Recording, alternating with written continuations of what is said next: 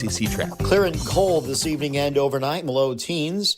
Friday, partly sunny with a high only near 30. Saturday, partly sunny and milder with a high in the upper 30s to near 40. I'm meteorologist Paul Piorek on WICC. Save more on heating costs this winter with better value and better heating services from Hoffman Energy. Switch now and get $125 free heating oil. With local 24/7 service in any weather, a monthly budget plan, and service plan options, Hoffman Energy has everything you need to stay warm, save, and enjoy a worry-free winter. Use propane? We've got you covered too. Ask about our special offers. Get your $125 free heating oil now. Visit HoffmanEnergy.com or call 877-359-0623 today. Hi, I'm Lee Gainham, that garden guy from Gainham's Garden Center and Florist in Fairfield. Do you have questions about your garden? Tune into that garden guy Sunday mornings at 8 for an hour of lively talk about your favorite pastime. We'll have weekly do's and don'ts and gardening tips of the week for our specific area, and we'll take your phone calls so we can offer solutions to problems you may be having in your lawn and garden right now. Call in and talk with me, that garden guy, Sunday mornings at 8 on WICC 600 and 95.9.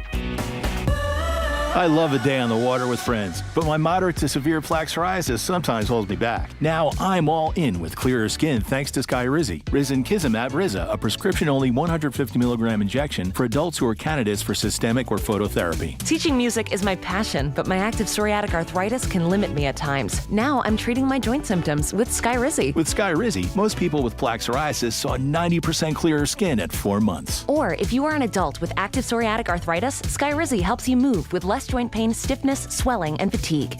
Don't use if allergic to Skyrizi. Serious allergic reactions, increased infections, or lower ability to fight them may occur. Before treatment, get checked for infections and tuberculosis. Tell your doctor about any flu-like symptoms or vaccines. There's nothing like clearer skin. There's nothing like better movement, and that means everything. Ask your doctor about Skyrizi. Visit Skyrizi.com or call 1-866-SKY-RIZZI to learn more. This is WICC 695.9, the voice of Connecticut. CBS News Brief. A Navy admiral is briefing lawmakers today on what happened in September when the military struck a suspected drug boat for a second time, knowing there were survivors. Congressman Jim Himes says Admiral Frank Bradley denied the defense secretary ordered him to take them out. The admiral confirmed that there had not been a kill them all order and that there was not an order to grant no quarter. A 30-year-old Virginia man has been arrested in connection with 2 pipe bombs planted outside Democratic and Republican headquarters in Washington the night before the Capitol riots. CBS's Daniel Kleidman. There's been a lot of pressure on the FBI to solve this. It's been nearly 5 years, some criticism. I'm sure they will address those questions at the press conference today. We hope we will learn more about who this suspect is and why he allegedly did what they say he did. CBS News Brief. I'm Cammie McCormick. WICC 695.9, Voice of Connecticut Local News Update. Stamford police say a decomposing body was found inside a home where a man fired shots at officers Tuesday morning. 63-year-old Jed Parkington engaged officers in a standoff before taking his own life with a gunshot. Police say the second body was in a decomposed state and was concealed on the second floor, found by drones as traps were around the home. Stamford Police Chief Jim Shaw spoke at a press conference yesterday. The Department Major Crimes Unit will oversee the investigation of the second body discovered. We will continue to work with our state partners as this investigation continues. We are in the process of releasing the scene to the state police as we speak. Officials say police were originally responding to the home to assist with an eviction call. Oakland Avenue, where the home is now open. A car erupted into flames Wednesday morning in Orange. It happened on Route 15 South near Exit 41. The driver lost control of her brakes as another driver stopped her to tell her that there was a fire underneath her car. Fire officials say nobody was hurt.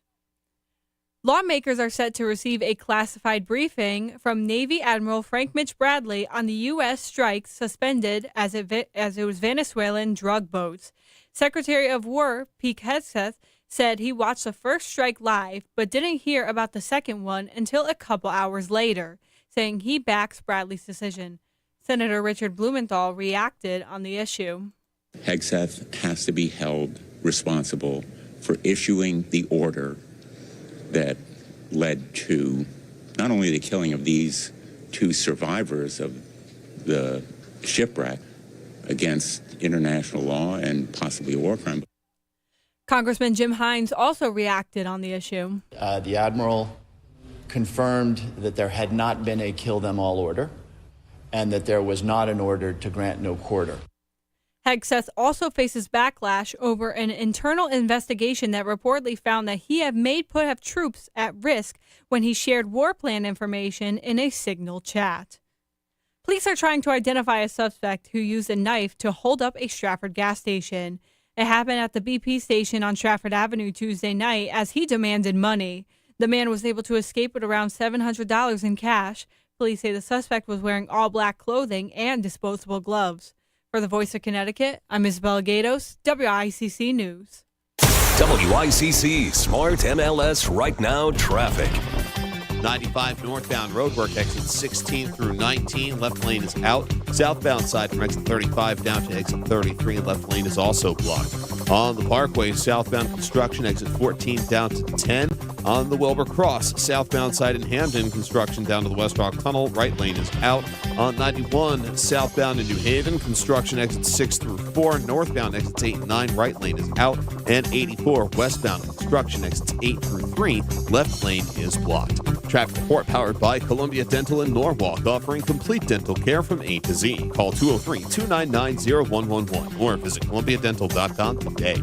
I'm Edge Krause with WICC Traffic. For this evening and tonight, mainly clear, cold and low teens. Partly sunny Friday with a high only near 30. Saturday, partly sunny and milder with a high in the upper 30s to near 40. I'm meteorologist Paul Piorek on WICC. If Shelton is talking about it, so is Paul. Connecticut Today with Paul Piselli on WICC 600 and 95.9, the voice of Connecticut. All right, great to have you with us. Hour number one. Busy show today. We got 4 guests coming up later on. We'll check in with our buddy, our pal, Aaron Navarro, CBS News, about what's going on vis-a-vis. You just heard top and bottom of the hour from CBS, and also Isabella with some of our local politicos talking about the force being applied against maybe Venezuela and some of these drug boats.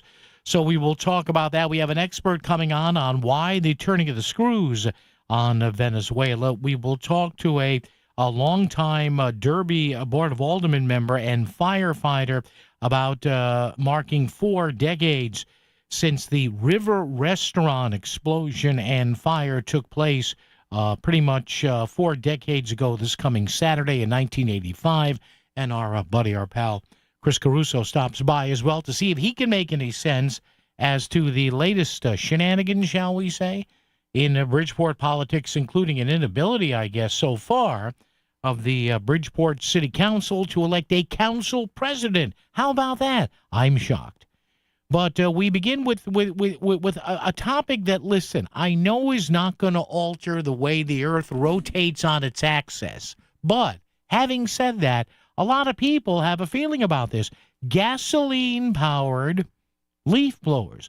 Now, Isabella looked this up for me. We were chatting on a break, and she found out, I guess, that leaf blowers were first produced and sold by Japanese companies in Japan in the 1950s, and they became popular here in the States in the 1970s, which I can believe, because growing up as a child of the 60s and the 70s, I mean, no, I don't remember seeing these things growing up. Everybody had rakes.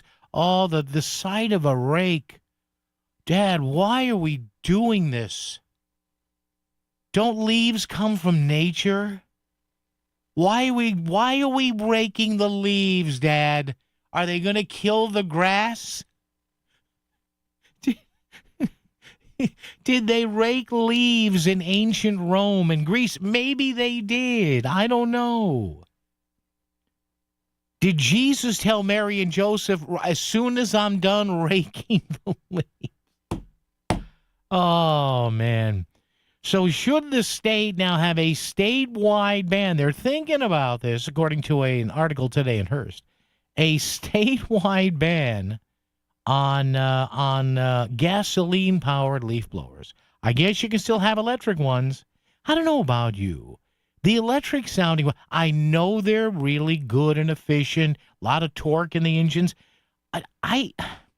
There's something about, if given the choice, if I had to hear one or the other with a window open, and if all things were equal, and this was in a decent hour of the day, they're not being fired up at 7:30 or 8 o'clock in the morning, middle of the day, early afternoon, what says summer more to you, or the warm weather? The sound of a nice gasoline-powered lawnmower or leaf blower, or something that's electric? I mean, the sound of a gasoline-powered, lawnmower, that's kind of summer, isn't it? Versus, no.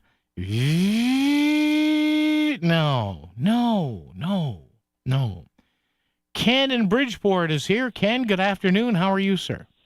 Hey, Paul, how's it going? Good. Yeah, this leaf blower issue, it's just, I don't think it's going to work with these battery packs, whether it's lithium ion or whatever. Yeah. So I remember when I was a kid, I used to cut grass. I had an electric mower, and I had an electric leaf blower, and it just wasn't powerful as a gasoline engine.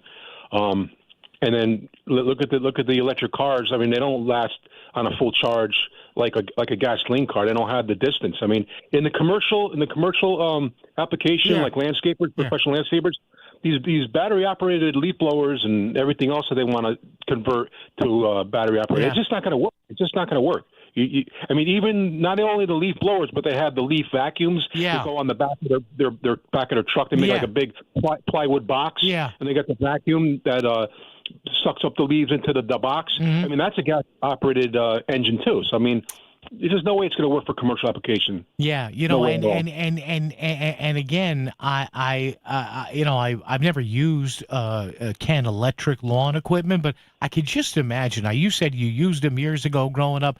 You could tell right away, right, when the battery was starting to die, right? The RPMs would go down a little bit, right? And you're saying to yourself, "Oh no, not again," right?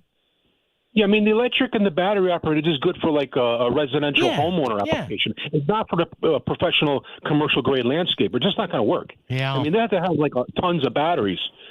And that's going to cost a lot of money. I mean, those lithium batteries are not cheap. No, they're not. Ken, thank you. Appreciate it. Yeah, and I guess if they were going to pass this law, they would put cutouts in the law, meaning, as Ken said, you pro landscapers, you get called to some of these big homes that have an acre and a half, 2 acres. You got to use gas. Come on.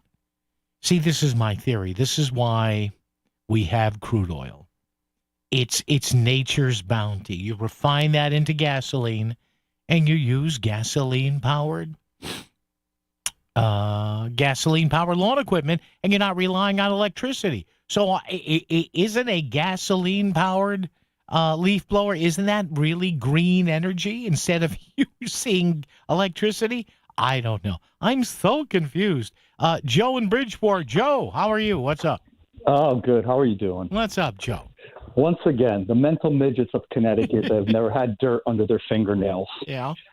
Well, so much to say. I mean, the people complain, like you said already, right? Westport, Greenwich, all these places. Those are the places with the big properties, right? Yeah. Because these housewives that are fortunate enough to not have to go to work, their 9 a.m. wine is being disturbed. No, now, Joe. But don't you think they wait till at least 10 in the morning or 10:30? Oh, 9 a.m. is a little early, Joe. No, they started drinking. Actually, I'm being nice at 9 a.m. They started drinking before that. Okay. But the thing is, like the previous guy said, you could do your research, right? This is really about commercial leaf blowers at the end of the day, because you can't equate a hair dryer from Home Depot that a homeowner buys. Yeah, it's true. To a commercial leaf blower. But look it up. You can look it up, because at the end of the day, these leaf blowers are jets, right? You're pushing air. Yep. They are making commercial leaf blowers already. Look it up. And the big companies, Steel, Husqvarna, all the big companies. Guess what? It's only 10 decibels lower in noise. Really? That's it. Yeah, look it up. Interesting. Yeah. That's it. 10 dB is not much. You're right. That's not much. It's not at all. No. And again, the mental midgets that have never had dirt under their fingernails don't know what they're talking about. Now, again, these people have the money. Believe me, I got plenty of friends in the landscaping business. They'll put 3, 4, 5 guys out to rake your lawn, but you got to pay for it. Yeah. And that's why we had an industrial revolution, right? That's why we have machines to make things faster and cheaper. But now you want to complain about the noise. Joe, as always, good to hear from you, my friend. Joe in Bridgeport saying he thinks there's wine drinking that starts early in the morning in Lower Fairfield County. I don't know. So what do you think about this whole thing? I want to start with this kind of a fun topic. I'm telling you, there's certain things you can bring up with people, like I said. Is it sauce or gravy, tomato, gasoline or electric leaf blowers? Again, this story here in Hearst, Connecticut media, CT Insider. The headline spells it all out. Gasoline-powered leaf blowers are banned in some cities and towns in Connecticut. Could a statewide ban follow? I have the perfect answer. The perfect way to handle this: leave the leaves there. Leave them there. They came from God. They'll go back there. They nourish the soil. They make for us a nice, expansive view. Just think of 2 or 3 acres with a beautiful bed of leaves on them. Didn't we used to frolic in leaf piles as kids? Why don't we just do that? As we continue, we'll do a little business here, check traffic and weather together, all that and more on a chilly Thursday on WICC. In the real estate ecosystem, trust and transparency create harmony. But one elusive species disrupts this balance: the rogue agent. Their secrecy with off-market listings leave home buyers confused, frustrated, and inventory-starved. And that's bad news for sellers too. With Smart MLS, over 20,000 realtors unite, creating more demand, offers, and better results. Ask your agent if your home is on Smart MLS. Dine out for half price. It's sweet deals at voiceofct.com. Buy $50 gift cards for $25. $25 gift cards for $12.50. Purchase at voiceofct.com. Click sweet deals. Restaurants include Blackbird's Nest, AB's Falafel, Ursa Roastery, Bazzi's, Jacob's Pickles, Zuka, Twisted Vine, Gusto, Joseph's Steakhouse, Cast Iron Chef Pizza and Bar, Greca, The Landing, Katz's Deli, and Sports Center. To save 50%, go to voiceofct.com, click sweet deals. Too much on your plate? Get 50% off your first 6 months of payroll at gusto.com/radio. Gusto saves you 2 days every month on payroll, taxes, and compliance. So you can go from payroll to pumpkin pie, filing taxes to raising glasses, counting hours to counting blessings. There's no need to transfer payroll history when you switch before the end of the year, and you'll be thankful you did. Choose a future with Gusto and get more time for what matters. For a limited time, get 50% off your first 6 months at gusto.com/radio. FIFA World Cup 2026 is coming soon, but your opportunity to be there starts now through an exclusive offer with an eligible Bank of America Visa credit card. For a limited time, become a new customized cash rewards or unlimited cash rewards Visa credit card holder, and you will be eligible for a chance to purchase FIFA World Cup 2026 tickets. Learn more at BofA.com/cardFWC26. What would you like the power to do? Bank of America, proud to be the official bank of FIFA World Cup 2026. Bank of America NA in partnership with Visa. Terms apply. Awards reserved. WICC Smart MLS Right Now traffic. 95 northbound roadwork exit 16 through 19. Left lane is out. Southbound side from exit 35 down to exit 33. Left lane is also blocked. On the Parkway, southbound construction exit 14 down to 10. On the Wilbur Cross, southbound side in Hamden, construction down to the West Rock Tunnel. Right lane is out. On 91, southbound in New Haven, construction exits 6 through 4. Northbound exits 8 and 9. Right lane is out. And 84, westbound construction exits 8 through 3. Left lane is blocked. Traffic report powered by Columbia Dental in Norwalk, offering complete dental care from A to Z. Call 203-299-0111 or visit columbiadental.com today. I'm Edge Krause with WICC Traffic. Clear and cold this evening and overnight, low teens. Friday, partly sunny with a high only near 30. Saturday, partly sunny and milder with a high in the upper 30s to near 40. I'm meteorologist Paul Piorek on WICC. Just a man who has a lot of thoughts. Connecticut Today with Paul Piselli is back on WICC 600 and 95.9, the voice of Connecticut. As we start off with kind of a lighter topic today as we head downhill toward the weekend. Again, we've talked about this a couple, 3 times over the past few years here on the show, and I'll tell you, this is one of those things, it seems trivial, but it's really not. Because people perceive how this is leaking into a lot of other areas of life. Some cities and towns have already banned gasoline-powered leaf blowers. Now, there was a time in this country where we didn't blow leaves. I guess maybe we raked them. I don't know. Were the early settlers at Plymouth, Plymouth Rock, did they kiss Plymouth Rock and then start raking leaves? I don't know. Did the Founding Fathers, did Sam Adams say, yeah, I've got to finish that beer recipe, but, and draw up a framework here for the founding of a nation, but gosh darn it, I have to rake the leaves first, honey. Did Ben Franklin have to rake any leaves before he left to be ambassador to France? I don't know. Now, there are some limitations already. A lot of this is in Fairfield County. In Stamford, you can only use a gasoline-powered leaf blower 8 to 6 Monday through Fridays, 10 to 3 on Saturdays and Sundays, except from October 1 to December 31. Does anybody get written up for this? Can I join the Leaf Police? I know Cheap Trick has the Dream Police. They live inside of my head. The Dream Police, they come to me in my bed. Oh, no. In Greenwich, gasoline-powered leaf blowers are prohibited. 9 from 6 p.m. the Friday before Memorial Day through September 30th, on and on. Norwalk, there's a local ordinance. In Westport, there's a local ordinance. Okay.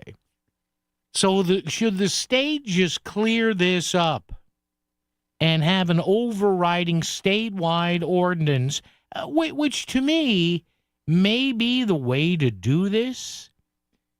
I mean, is it right that one town lets you fire up those gas-powered leaf blowers 1 hour earlier than the other town? I don't know. In the grand scheme of international relations, this is probably minor, but it's fun. Dave in Brantford's with us. Dave, hello. Yeah, how you doing, Paul? Yeah, good, Dave. Some quick points. Yeah. I have a plug-in electric, I have a battery-powered electric, and a gas. Yeah. And I use all 3 of them for 3 different things. The battery one is for up on the roof, where lightness is important. You don't want that big, heavy gas thing going up and down the ladder. No. And the plug-in one is for work near the porch, where I can permanently leave it plugged in, to police up the sidewalk once a night when your wife comes home from work. And, wow. And you are not covering the good points of leaf removal, yes, which would be less moldy spores in your area. Okay. Way better fire hazard protection by That's not having true. those Yes. excitable leaves all around the house. Rodents breed like hell. There's a slip and slide hazard, both on the very dry leaves and the wet leaves. Yeah. And there's ticks. That's there's true. a lot Yes, of you're reasons right. to police up you're the right. leaves and You're not right. let it become blighted.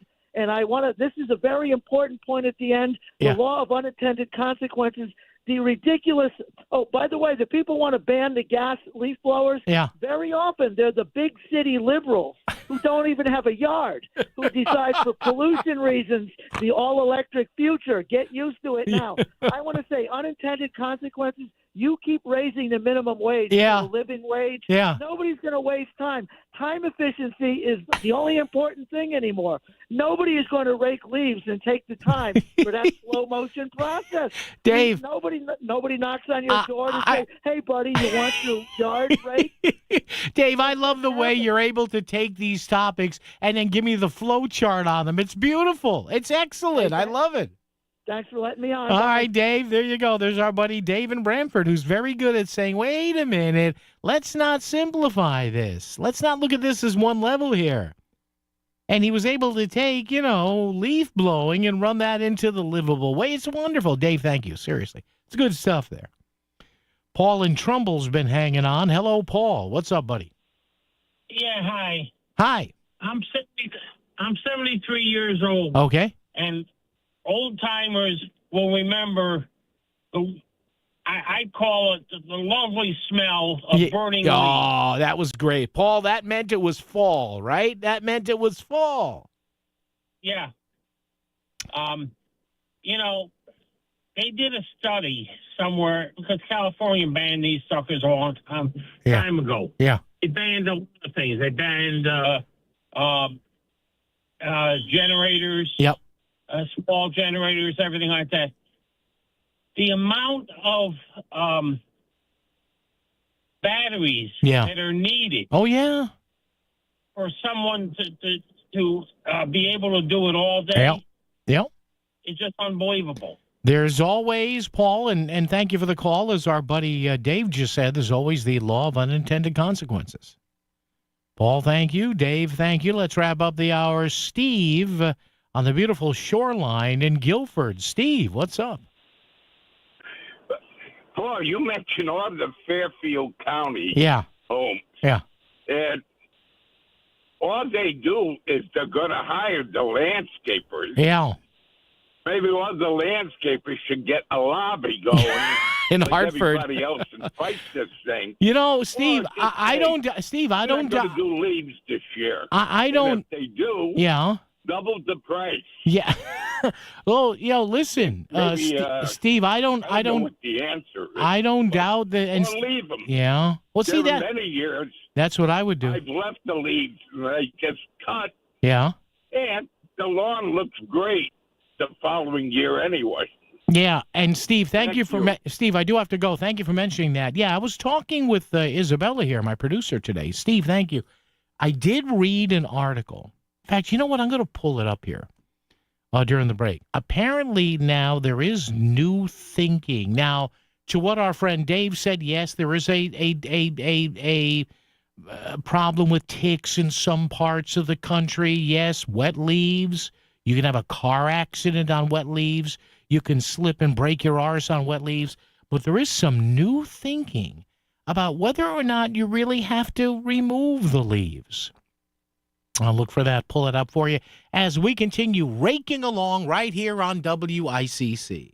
WICC Smart MLS Right Now Traffic. 95 northbound, 45 minutes, Stanford through Fairfield. Some breaks along the way through Lower Merritt will save you the most time. 91 southbound, over 20 minutes from exit 6 down through the merge and through Long Wharf, Wilbur Cross southbound. Heavy residual delays through Hamden down into the West Rock Tunnel, again from earlier roadwork. And Route 8 southbound, some extra cars making their way through Ansonia down to the Commodore Hole Bridge, again because of earlier construction that's wrapped up. Traffic report is powered by Bridgelight Financial Advisors. You can reduce taxes you pay on your retirement income and keep the money you've saved with Bridgelight Financial Advisors tax saving strategies. Learn more at bridgelightadvisors.com. I'm Edge Krause with WICC Traffic. For this evening and tonight, mainly clear, cold, and low teens. Partly sunny Friday with a high only near 30. Saturday, partly sunny and milder with a high in the upper 30s to near 40. I'm meteorologist Paul Piorek on WICC. The Snow Country Ski Report brought to you by Land Rover Fairfield. Discover your next Land Rover on Commerce Drive in Fairfield. Are you looking to hire? ZipRecruiter finds the best candidate for your job fast. Try ZipRecruiter for free at ZipRecruiter.com/free. Lots of fresh snow from this week's storm has the slopes buzz, and not to mention the cold snowmaking temperatures, so more trails are opening quickly at Wachusett and Massachusetts. 4 trails for now. They'll have more this weekend. They got 9 inches of fresh snow. Stratton picked up a foot of fresh snow in Vermont. Trails from the summit of the gondola and high-speed 6-pack chair and easier runs down low. Killington rides the K1 gondola, the Snowden high-speed 6-pack chair, and the brand-new Superstar 6 to 42 trails covering 20 miles that just got 3 inches fresh. Smuggler's Notch, 14 slopes, a foot and a half fresh since this time last week. Bolton Valley opens Friday in Vermont. Bromley's back by the weekend. They got 10 inches fresh, and Magic plans to open Saturday. This report presented by Smuggler's Notch, Vermont, America's family resort. Visit smugs.com. Back to the news and talk, thanks to Smart MLS. Smart sellers ask, is my home on Smart MLS?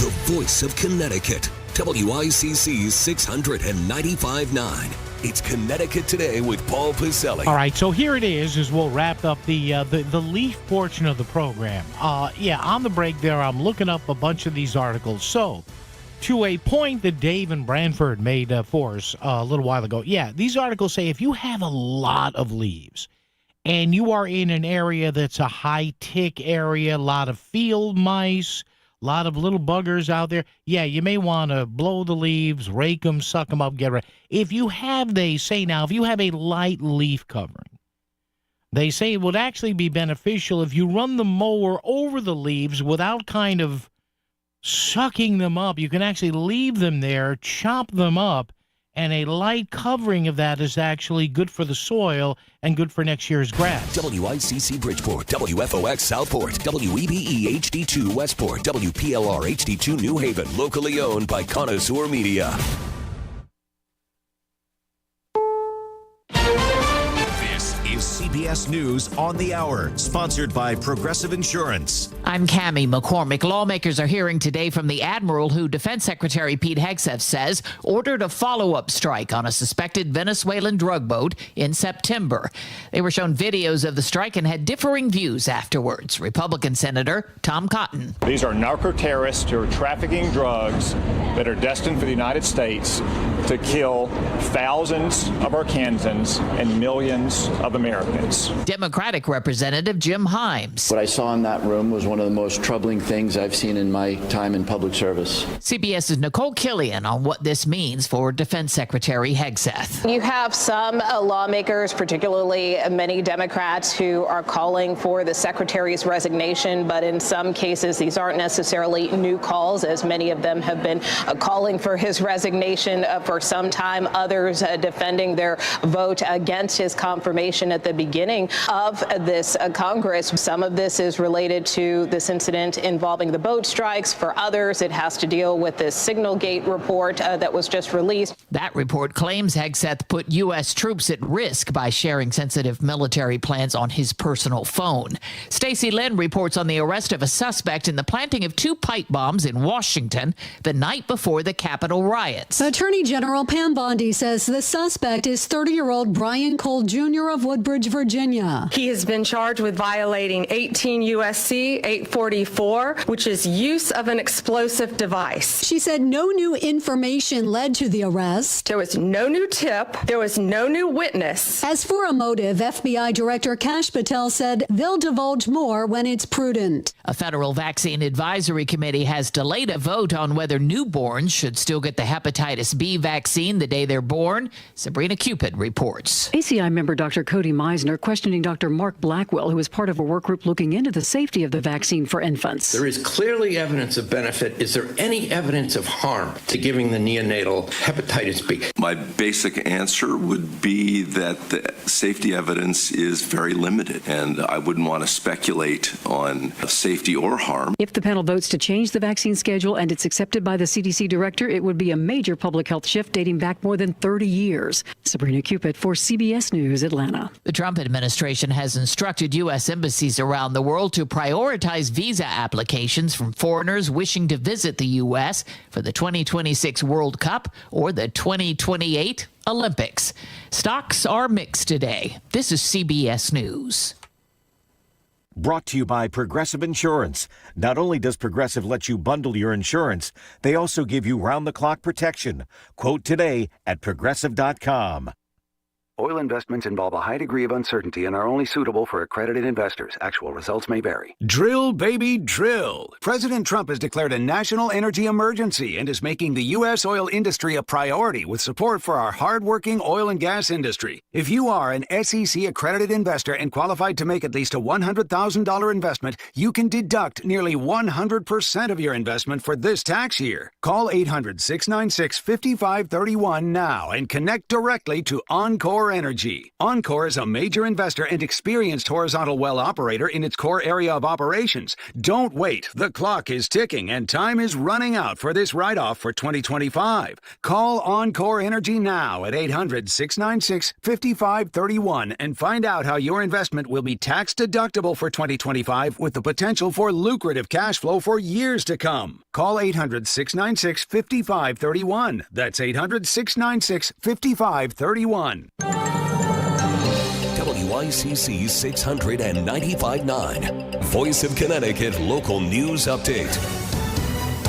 Stamford police say a decomposing body was found inside the home where a man fired shots at officers Tuesday morning. 63-year-old Jed Parkington engaged officers in a standoff before taking his own life with a gunshot. Police say the second body was in a decomposed state and was conceived on the second floor, found by drones as traps were around the home. Stamford Police Tim Shaw spoke at a press conference yesterday. Major Crimes Unit will oversee the investigation of the second body discovered. We will continue to work with our state partners as this investigation continues. We are in the process of releasing the scene to the state police as we speak. The suspect inside the home with what appears to be a self-inflicted gunshot wound has been identified as Jed Parkington. Officials say police were originally responding to the home to assist with an eviction call. Oakland Avenue, where the home is now open. Governor Lamont activates a severe cold protocol. Connecticut will experience Arctic temperatures averaging from 10 to 20 degrees. Anyone in need of shelter can visit 211ct.org or call 211. More with our chief meteorologist, Paul Pior, coming up. The House Democrat Oversight Committee released photos and videos for a detailed look at Jeffrey Epstein's Virgin estate, known as Epstein Island. Senator Richard Blumenthal reacted on the issue. I'm deeply disturbed by this continuing saga of depravity. Congressional investigators have received the late sex offender's bank records from J.P. Morgan, but are waiting for the Justice Department to hand over all of its files connected to the Epstein investigation. The Woodbridge Regional Animal Control received a tip about animal neglect. Police say an 11-month-old corgi was severely malnourished and covered with feces. The dog was transported to VCA Shoreline Emergency Room in Shelton, where they later died. A second corgi is also in recovery. 26-year-old Wilfredo Lebron and 22-year-old Erica Keidel were arrested as they were detained on a $5,000 bond. Both are scheduled to appear in the Derby Superior Court on December 17th. For Bridgeport, the annual holiday tree lighting is tonight. The event is hosted by Mayor Joe Ganim, featuring holiday performances, food trucks, vendors, and a special appearance from Santa Claus. The tree lighting is in 1 hour from 4 to 7 p.m. at McLevy Green Park. For the Voice of Connecticut, I'm Isabel Gatos, WICC News. WICC Smart MLS Right Now Traffic. 95 northbound, 45 minutes, Stamford through Fairfield. Some breaks along the way through Lower Merritt will save you the most time. 91 southbound, over 20 minutes from exit 6 down through the merge and through Long Wharf, Wilbur Cross southbound. Heavy residual delays through Hamden down into the West Rock Tunnel, again from earlier road work. And Route 8 southbound, some extra cars making the way through Ansonia down to the Commodore Hole Bridge, again because of earlier construction that's wrapped up. Traffic report is powered by Bridgelight Financial Advisors. You can reduce taxes you pay on your retirement income and keep the money you've saved with Bridgelight Financial Advisors tax saving strategies. Learn more at bridgelightadvisors.com. I'm Edge Krause with WICC Traffic. Clear and cold this evening and overnight in the low teens. Friday, partly sunny with a high only near 30. Saturday, partly sunny and milder with a high in the upper 30s to near 40. I'm meteorologist Paul Piorek on WICC.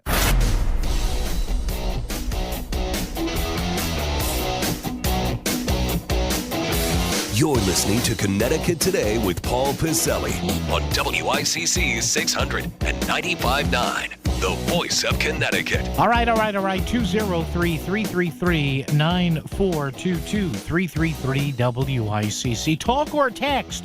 Yes. That would be the same number, 203-333-9422, 333-WICC. We'll keep our question of the day up there. Folks are still chiming in on this. Good to see you're up to date with what's going on here, as I put it every day for you on our Facebook page. Would you be in favor of a statewide ban on gasoline-powered leaf blowers, as some towns have already instituted? So we'll get back to that in a bit. I have a question for you, and you'll see what I'm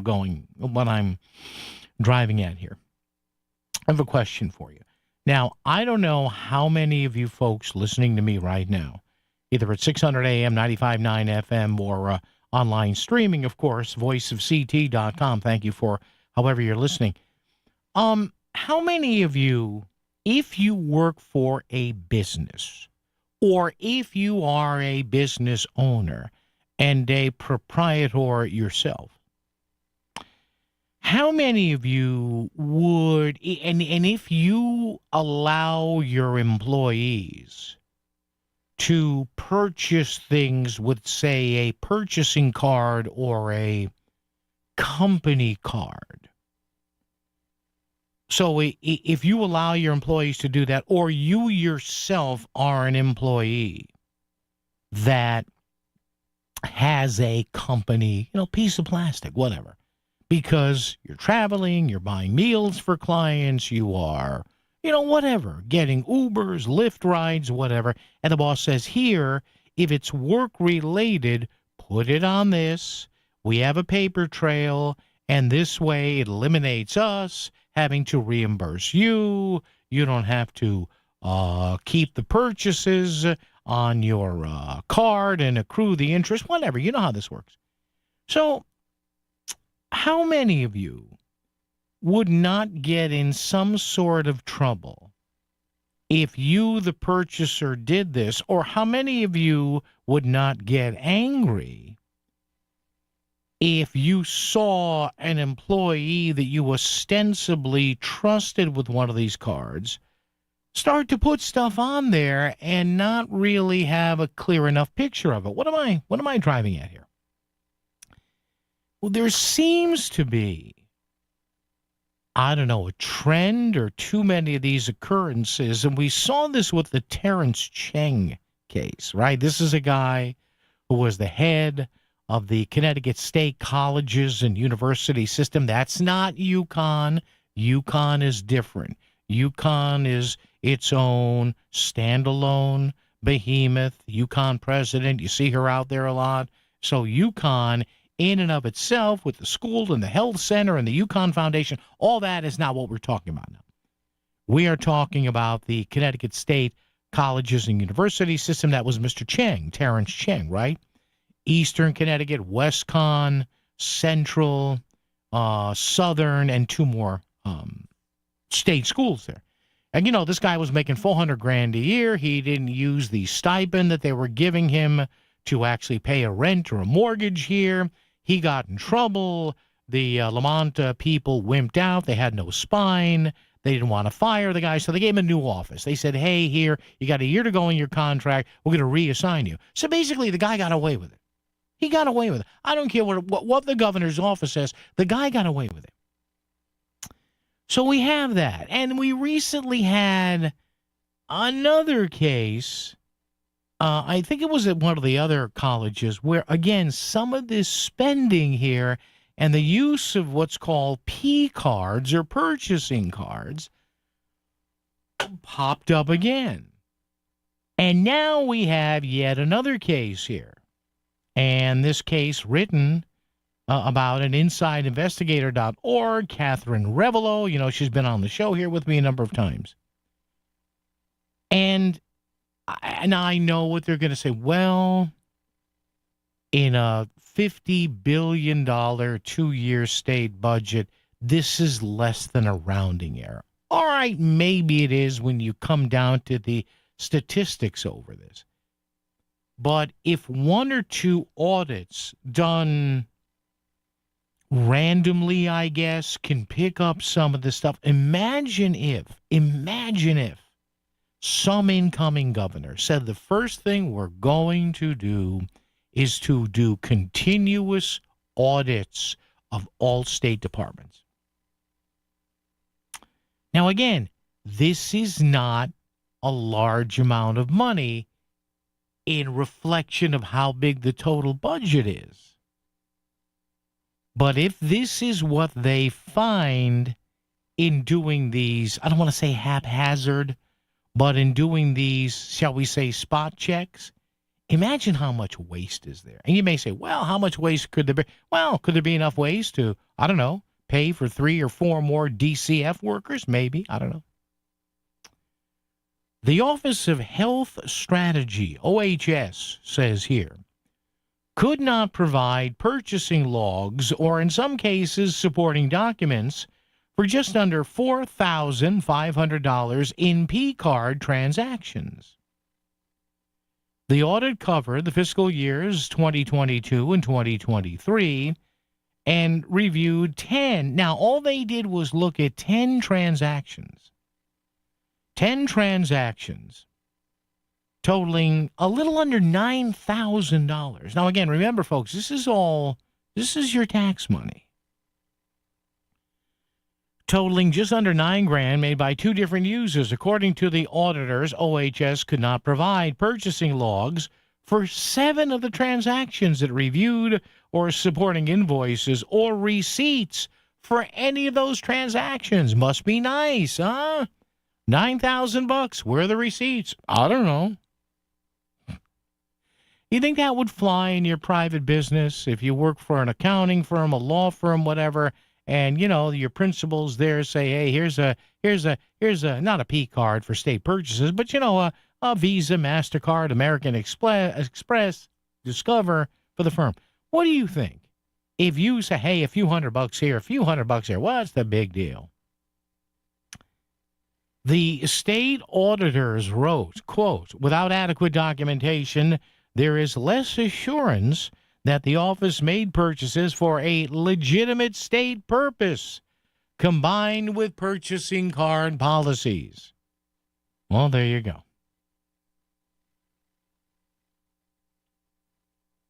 OHS officials said the issue was the result of the agency being unable to locate documents processed by former employees. Why might that be?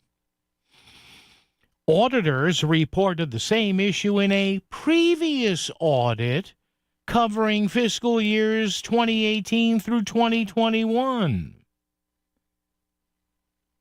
And this is what I mentioned before. It's not, and again, these aren't large dollar when you think about it.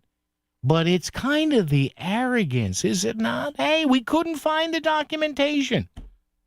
What if you told your boss at some law firm or some company where you had a company credit card or something like that? Hey, you charged X amount here. Yeah, but wait a minute. Where are the receipts? I don't have the receipts.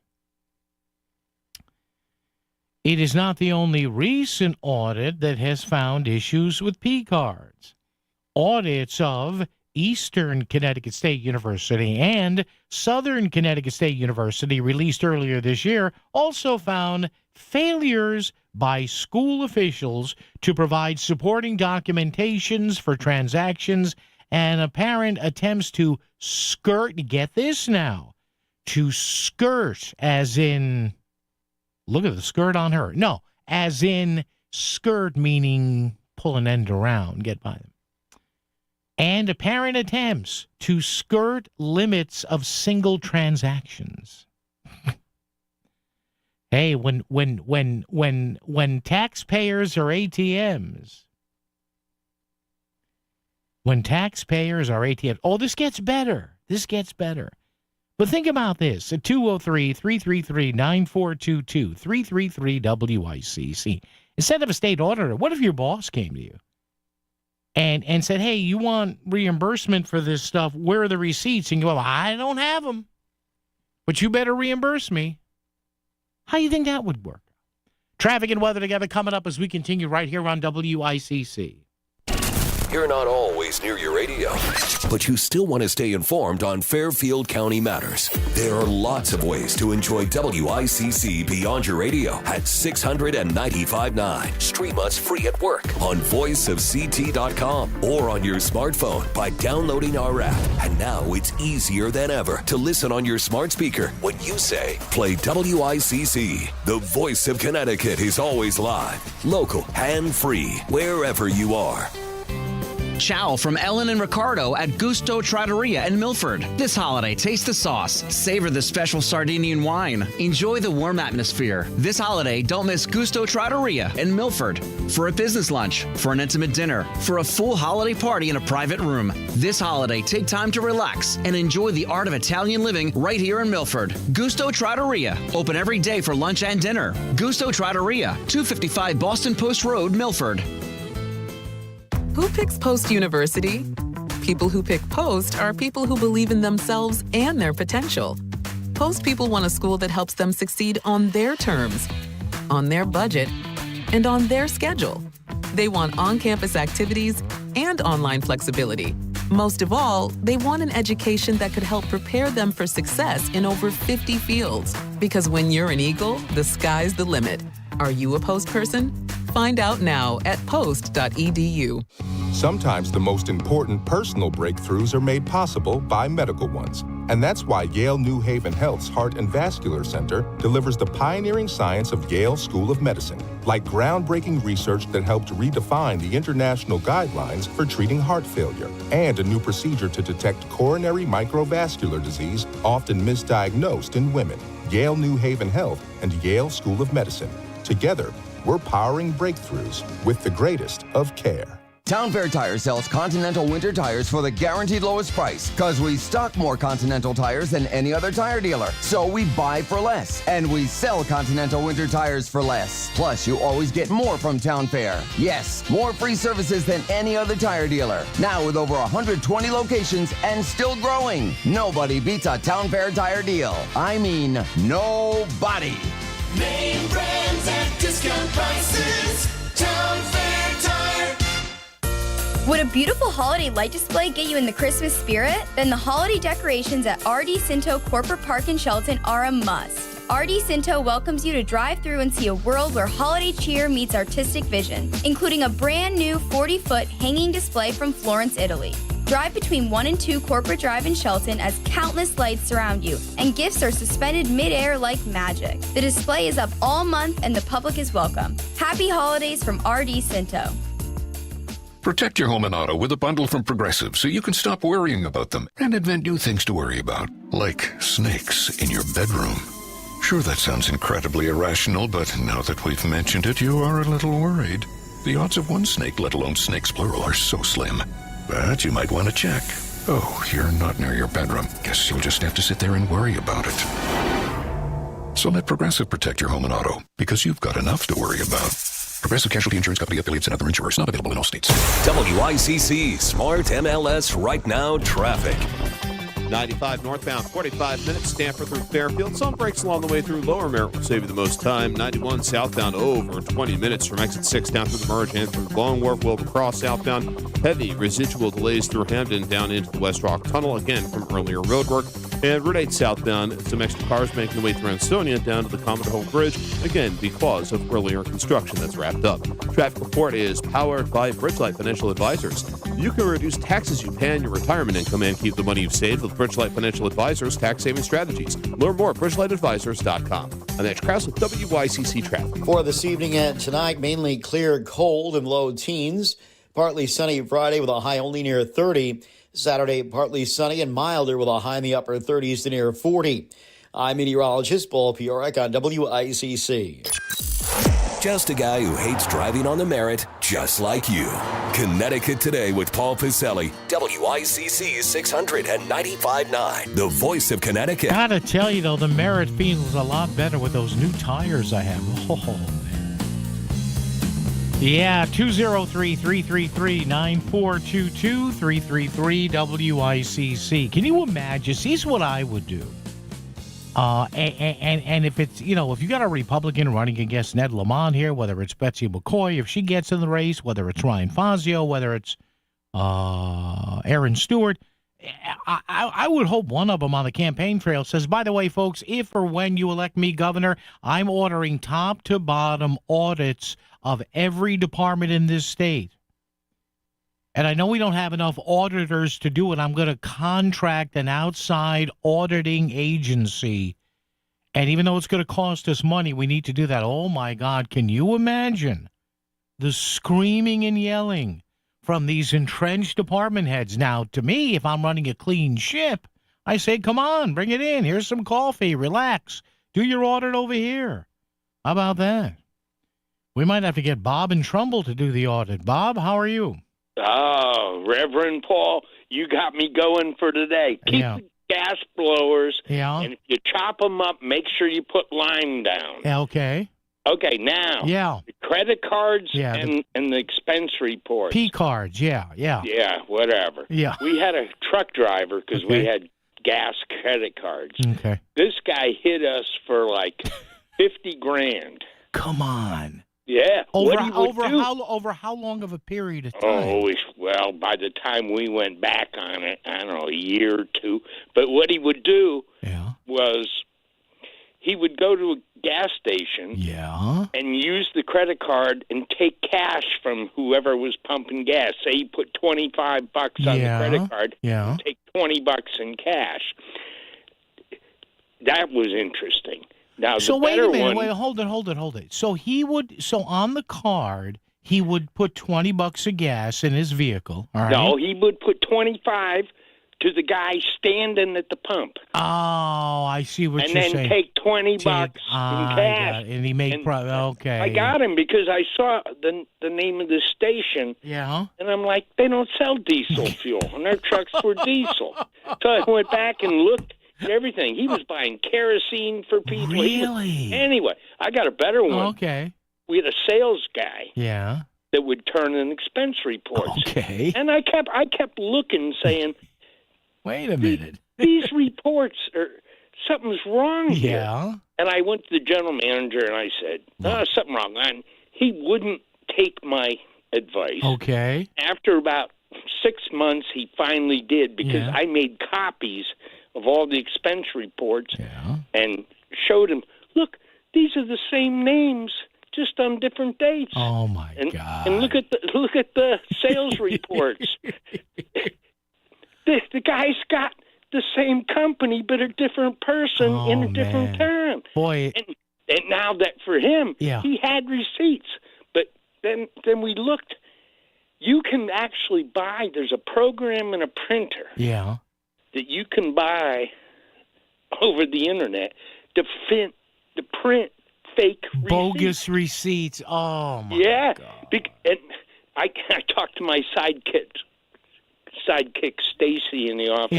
Yeah. And I said, "Look at this! I've been trying for 6 months or more to get Larry to do something about this." She took the receipts and called places. Oh, and said they didn't exist. They didn't exist. They didn't exist. Man. I kept saying, this guy just goes to the same place all the time. Oh, that's great. He's got it. Bob, I do have to go. Thank you, sir. We got like 70, 80 grand back. Nice. Good and job. They wouldn't prosecute him. I wanted to see the guy go to jail. Yeah, but, Bob, thank you. And Bob, I do have to run. Well, good for you. But you see how complicated, folks, what Bob had to do on a private level there. And you've got what? Now, again, I'm not painting with a broad brush here. There are 45,000 state employees. I'm sure 98, 99% of them are on the up and up. But listen to what Bob just said about having to get a pretty involved little investigation going here. And that's one guy. And yet we've heard about it with Terrence Cheng. We've heard about it at Southern and Eastern, now the Office of Health Policy. Just imagine if an incoming governor, or even Governor Lamont maybe he'll do it in his last term. He doesn't care if he ticks people off anymore. Imagine if a governor said, hey, I have contracted with, I don't know, Arthur Anderson, Deloitte, somebody. We are bringing in outside accountants to work with our state auditors to find how we can save you, the taxpayers, money. All right, we got a lot more coming up. News, traffic, and weather together, all that and more right here. It's a Thursday on WICC. WICC Smart MLS Right Now Traffic. 95 northbound, 45 minutes, Stanford through Fairfield. Some breaks along the way through Lower Merritt will save you the most time. 91 southbound over 20 minutes from exit 6 down through the merge and through Long Wharf, Wilbur Cross southbound. Heavy residual delays through Hamden down into the West Rock Tunnel, again from earlier road work. And Route 8 southbound, some extra cars making the way through Ansonia down to the Commodore Hole Bridge, again because of earlier construction that's wrapped up. Traffic report is powered by Bridgelight Financial Advisors. You can reduce taxes you pay on your retirement income and keep the money you've saved with Bridgelight Financial Advisors tax saving strategies. Learn more at bridgelightadvisors.com. I'm Edge Krause with WICC Traffic. Clear and cold this evening and overnight in the low teens. Friday, partly sunny with a high only near 30. Saturday, partly sunny and milder with a high in the upper 30s to near 40. I'm meteorologist Paul Piorek on WICC. Columbia Dental in Norwalk is part of a trusted integrated network, offering comprehensive dental services from A to Z, all in one convenient location. From routine cleanings to advanced procedures, their expert team is ready to care for your smile. Call Columbia Dental in Norwalk today at 203-299-0111 or visit columbiadental.com. Complete dental care all under one roof. It's Duchess Restaurants. It's fresh, made to order, and it's what makes Duchess food so good. Duchess Restaurants has so many choices for breakfast. Bacon, egg, and cheese on a hard roll, wrap, whole wheat toast, any way you'd like it. Or a Big D breakfast with 2 pancakes, 2 eggs, and bacon, ham, or sausage. You can't go wrong with one of Duchess Restaurants' many items, including breakfast platters, sandwiches, muffins, bagels, and more. All of Duchess's menu items are made to order, adding to their fresh flavor. You gotta eat breakfast at Duchess. Go to GoDuchess.com for the one nearest you. Duchess Restaurants. Fresh food served fast. Welcome back to Winter Hack Radio, the place for clever hacks to survive the season. Icy driveway? Well, try spreading sand or birdseed to help with traction. Snowy puppy paws? Well, grab a whisk, brush it off, done. Catch COVID-19? Well, just get... Actually, there's no hack for COVID-19. But if you test positive, prescription medications for COVID exist. Ask your doctor if they're right for you. Visit PfizerForAll.com to learn more. Sponsored by Pfizer. FIFA World Cup 2026 is coming soon, but your opportunity to be there starts now through an exclusive offer with an eligible Bank of America Visa credit card. For a limited time, become a new customized cash rewards or unlimited cash rewards Visa credit card holder, and you will be eligible for a chance to purchase FIFA World Cup 2026 tickets. Learn more at BofA.com/cardFWC26. What would you like the power to do? Bank of America, proud to be the official bank of FIFA World Cup 2026. Bank of America N.A. in partnership with Visa. Terms apply. Warrants reserved. This is WICC 695.9, the voice of Connecticut.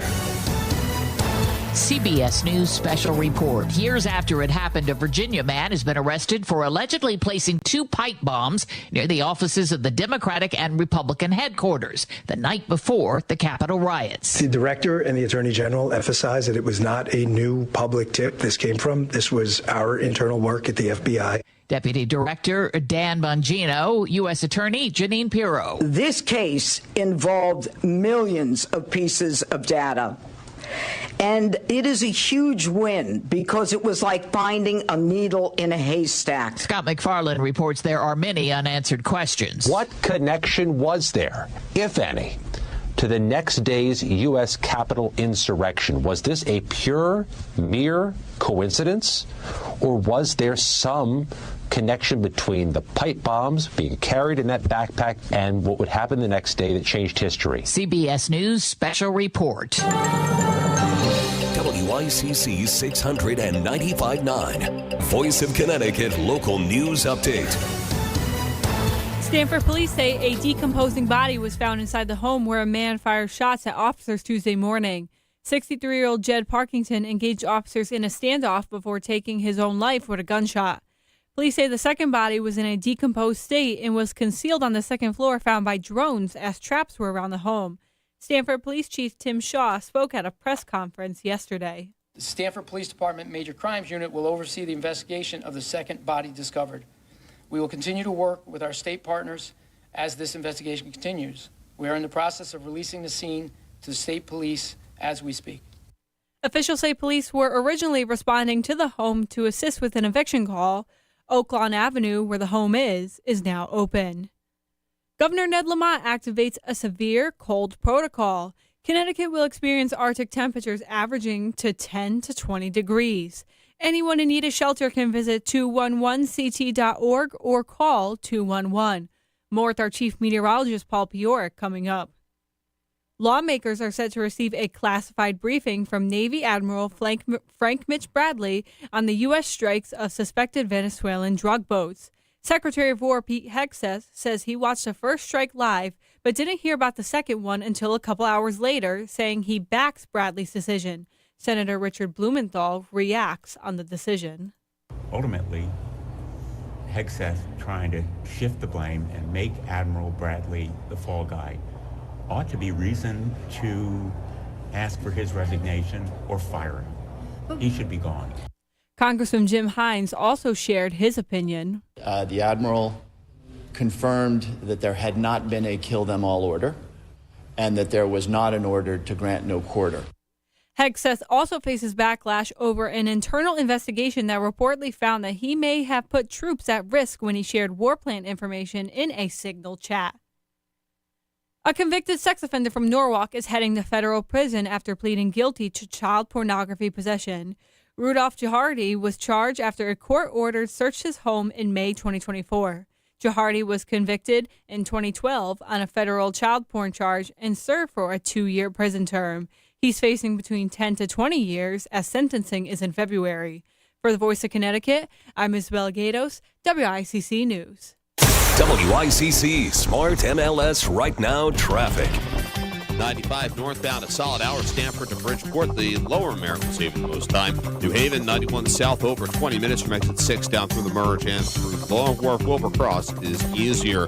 Traffic report is powered by the Connecticut Lottery. Now play or pay for draw games at ctilottery.org. Odds vary by game. Must be 18 or older to purchase. Help is available for problem gambling. Call 888-789-7777 or visit ccpg.org. I'm Edge Krause with WICC Traffic. For this evening and tonight, mainly clear, cold, and low teens. Partly sunny Friday with a high only near 30. Saturday, partly sunny and milder with a high in the upper 30s to near 40. I'm meteorologist Paul Pioric on WICC. If Stamford is talking about it, so is Paul. Connecticut Today with Paul Piselli on WICC 600 and 95.9, the voice of Connecticut.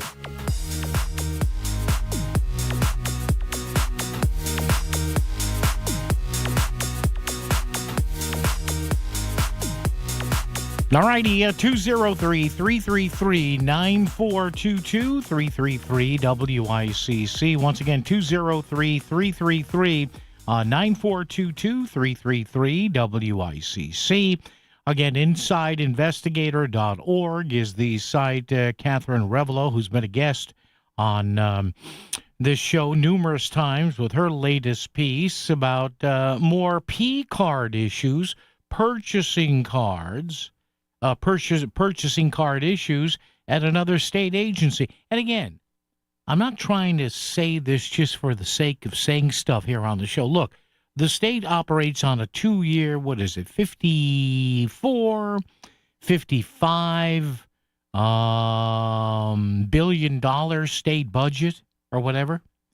So look, with that kind of a budget, you're never going to have perfect compliance. I get that. I understand that. But imagine what a larger organized, shall we say, group of auditors could and may find if they did what some of these auditors are doing. This coming on the heels of other P-card issues, audits at Eastern Connecticut State University, EastCon, and Southern, released earlier this year, found failures by school officials to provide supporting documentations for P-card transactions and apparent attempts to skirt single transaction limits. Now, look, I'm not trying to sound like God in heaven here, but now I don't have one here, right? But if Connoisseur ever said, hey, part of your package here for the coming year, here's a card, use it for whatever you want for, couple of $100 a month. Let's make it $250 or less. Whatever. I know people in radio who have that. Either have that now or had that. Guy I used to work with had a part of his compensation yearly package for the radio station he worked for. He got a gasoline card. And, although they didn't want to pay him any more cash, they said, well, how much gas do you use in a year? And he ran some numbers. And they said, all right, here. The only thing we want you to put on this card is gasoline. That's it. And we prefer you use one of these 2 or 3 stations. If you're out of town and you desperately need gas, then go ahead. But here's X amount of gas we will cover a year, and please put it on, this card and try to stay under the limit. And that was part of his thing. So if I ever got anything like that here, you're darn sure I wouldn't start playing fast and loose with the receipts and what it covers. How about this? An audit, again, we're talking about the Office of Health Strategy, whatever that does. The agency, imagine if you tried this with your private employer, with your boss. Like if I tried this here at Connoisseur, or if, for example, either you tried it as an employee or you as an employer were confronted by this. The audit of OHS also revealed that the agency did not obtain medical certificates from 2 different individuals who took consecutive medical leave for a total of 16 days. Now, you may say, well, what's the problem with that, Paulie? I'll tell you. State agency regulations require a doctor's note for any employee using more than 5 consecutive days of medical leave. So 2 different individuals took consecutive medical leave for a total of 16 days. They were supposed to get a doctor's note if it was more than 5 days. They didn't. During this time period covered by the audit, now remember, this is a small group of auditors looking at one agency for a small delineated period of time.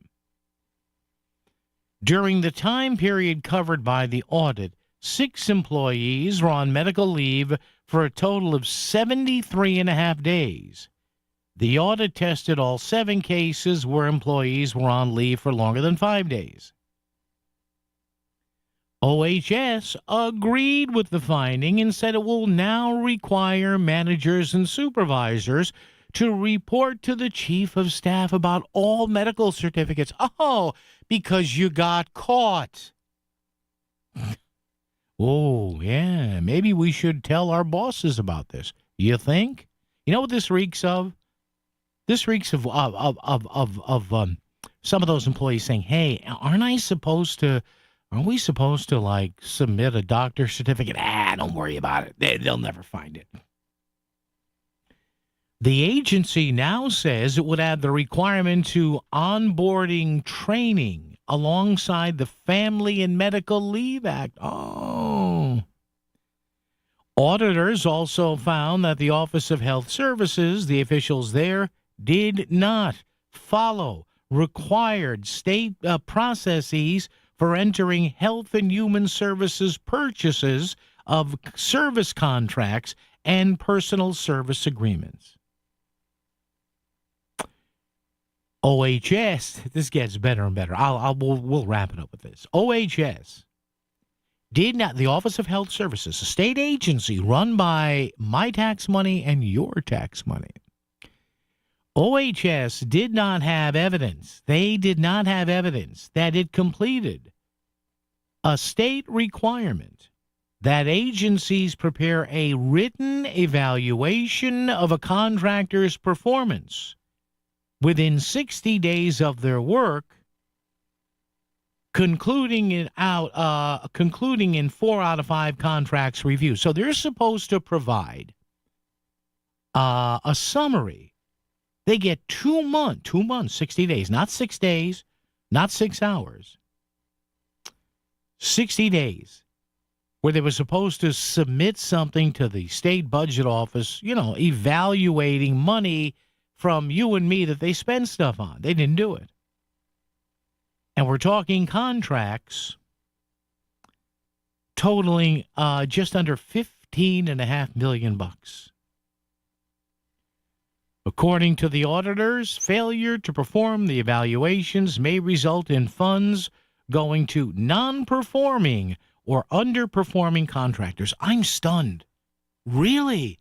And I can't say this. I was going to infer something, but I'm not going to, because that could get me in trouble. Let's do a little bit. Again, folks, I don't want to get too much in the weeds here, but imagine this. This is a limited audit over a small period of time from one of several state agencies looking at one or two aspects of their operation done by the state auditors, which are basically a few people that don't have a big department. Can you imagine if a new governor, or if Governor Ned Lamont being reelected, said, hey, you know what we need? A top-to-bottom audit. Imagine that. All right, traffic and weather together. More coming up right here. It's Paul right here on what is this? It's a Thursday on WICC. It's why Access Health CT is here, to connect you to health and dental coverage, to offer you free expert help, to maximize financial assistance, to help you discover the peace of mind of having health and dental coverage. Enroll today at accesshealthct.com. Hello, my name is Bob Cinto, and I would like to rent you office space. The reason we've done so well is that we put our tenants in front of everything else we do. Your growth is my growth. Your success is my success. And I would love to show you some beautiful properties if you should need space. Thank you. Start online, scinto.com. It's time for Toys for Tots to benefit the Milford Professional Firefighters Association. This Saturday, bring an unwrapped toy to Gusto Restaurant at 255 Boston Post Road in Milford. Meet Santa and provide a toy to support local children in need. $5,000. That's the average amount of money people in the U.S. are now spending on gas in a year. $5,000. That's crazy. If you drive, you have to download Upside, the free app that gives you cash back every time you get gas. That's right. You can earn real cash back with Upside just by buying the gas you're already buying. You can literally start earning cash back today. I use Upside every time I fill up, and I've already made around $300. You're putting gas in your car anyway. Why not get real cash back? If you like free money, download Upside. I'm saving the cash I earn from using Upside to help pay for a vacation later this year. Download the free Upside app now to earn cash back every time you buy gas. Use promo code COOL to get an extra 25 cents per gallon on your first tank. You can cash out anytime right to your bank, PayPal, or a gift card for Amazon and other brands. Just download the free Upside app and use promo code COOL for a 25 cents per gallon bonus on your first tank. That's code COOL for a 25 cents per gallon bonus. WICC Smart MLS Right Now traffic.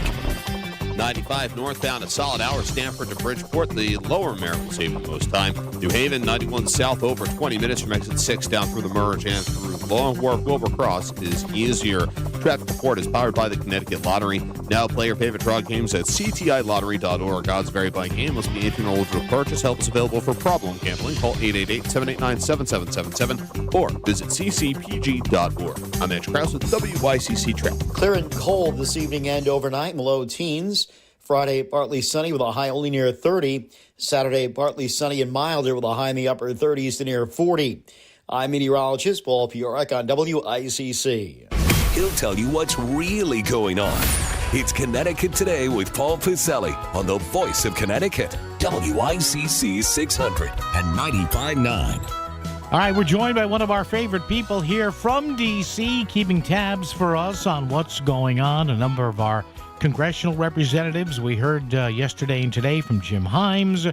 We heard yesterday and this morning from Melissa in the morning from Richard Blumenthal, of course, talking about the situation with Pete Hegseth, these attacks of alleged drug boats.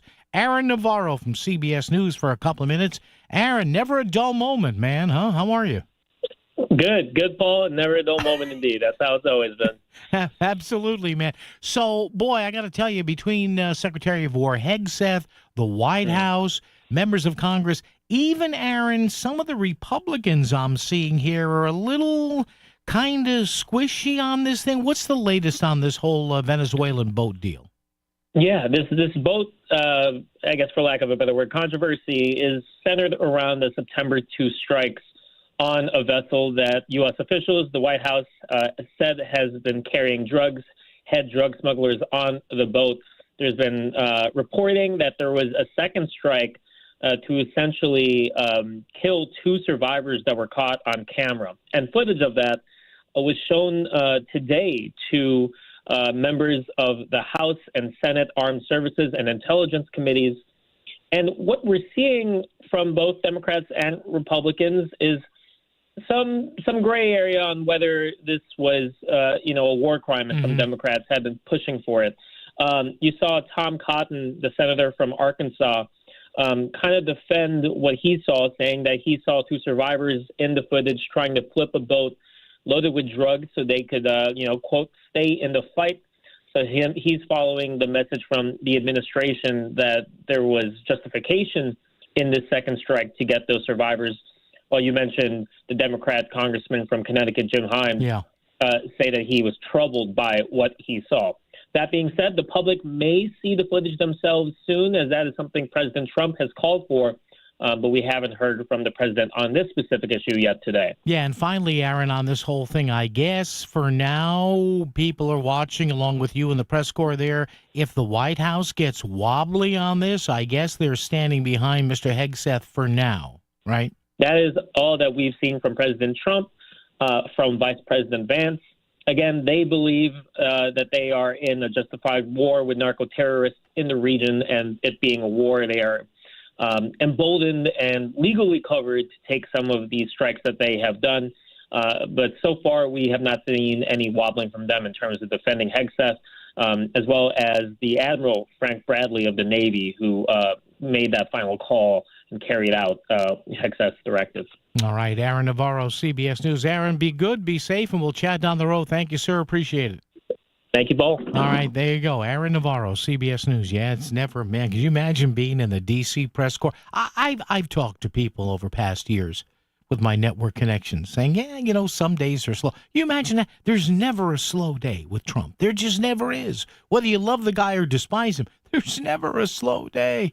Oh, my God. That's one thing I don't think I'm going to get to do. I would love to cover a president, to cover the White House. Oh, my God, would that be great? Now, it's not easy.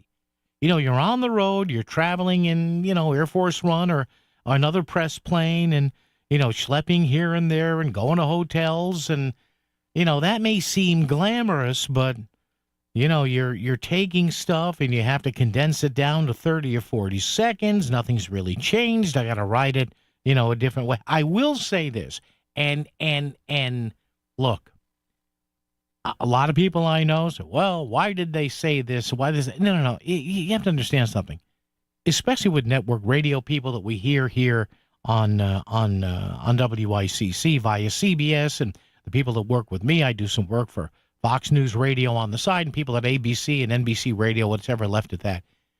There's reporting and there's opinion pieces. And most people, just like we talk with Aaron there, you hear him on CBS here, top and bottom of the hour. I mean, there's no opinion there. What did the White House say? What did the president say? What did VP Vance say? What did Jim Himes say? What did Richard Blumenthal say? That's that. Now, again, then if you want your opinion, then you can put on Fox or Newsmax or CNN or MS Now, which used to be MSNBC. But, man, there was no shortage of stuff here.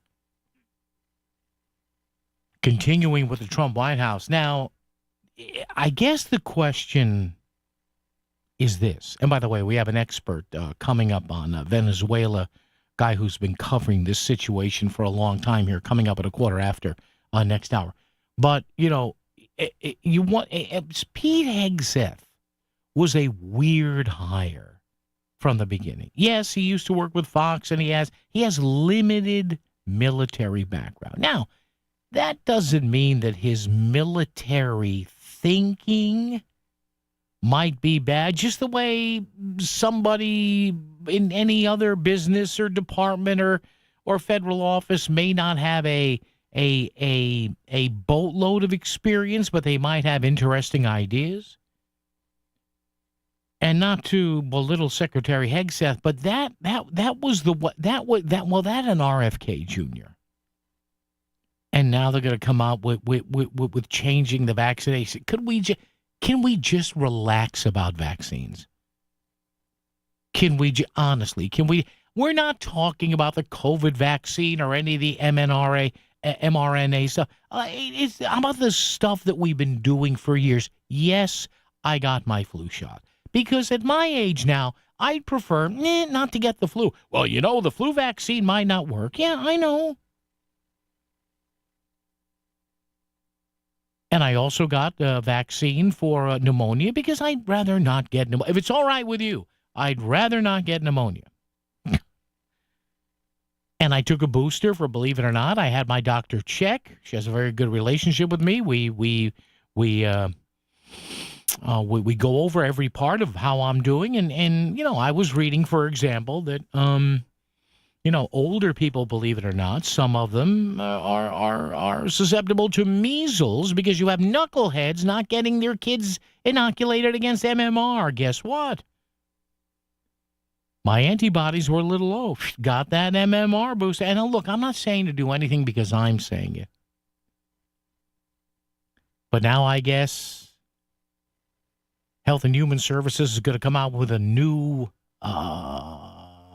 schedule for vaccinations. Why? The only thing I read is that measles is back. We're getting some other stuff. I don't understand and I don't want to get into this whole thing here because we could do 9 hours on this. But this sudden mistrust. Now, again, take the COVID situation out of it. But this sudden mistrust of vaccines, and there's always been anti-vaccine people. I get it. I understand it. But all of a sudden now we see, according to federal figures, we're seeing rising numbers in diseases and stuff that we weren't seeing up until 5 or 6 years ago. What is up? Now, it doesn't mean you have to take every single vaccine. Talk with your doctor.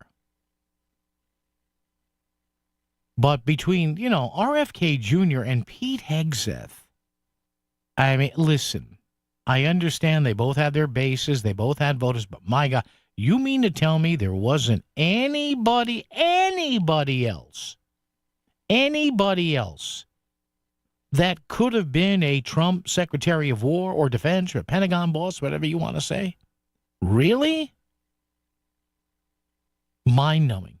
See, this is the stuff that is just I mean, you couldn't find some general replete with a bunch of chest candy on there, meaning medals. That's not an obscenity.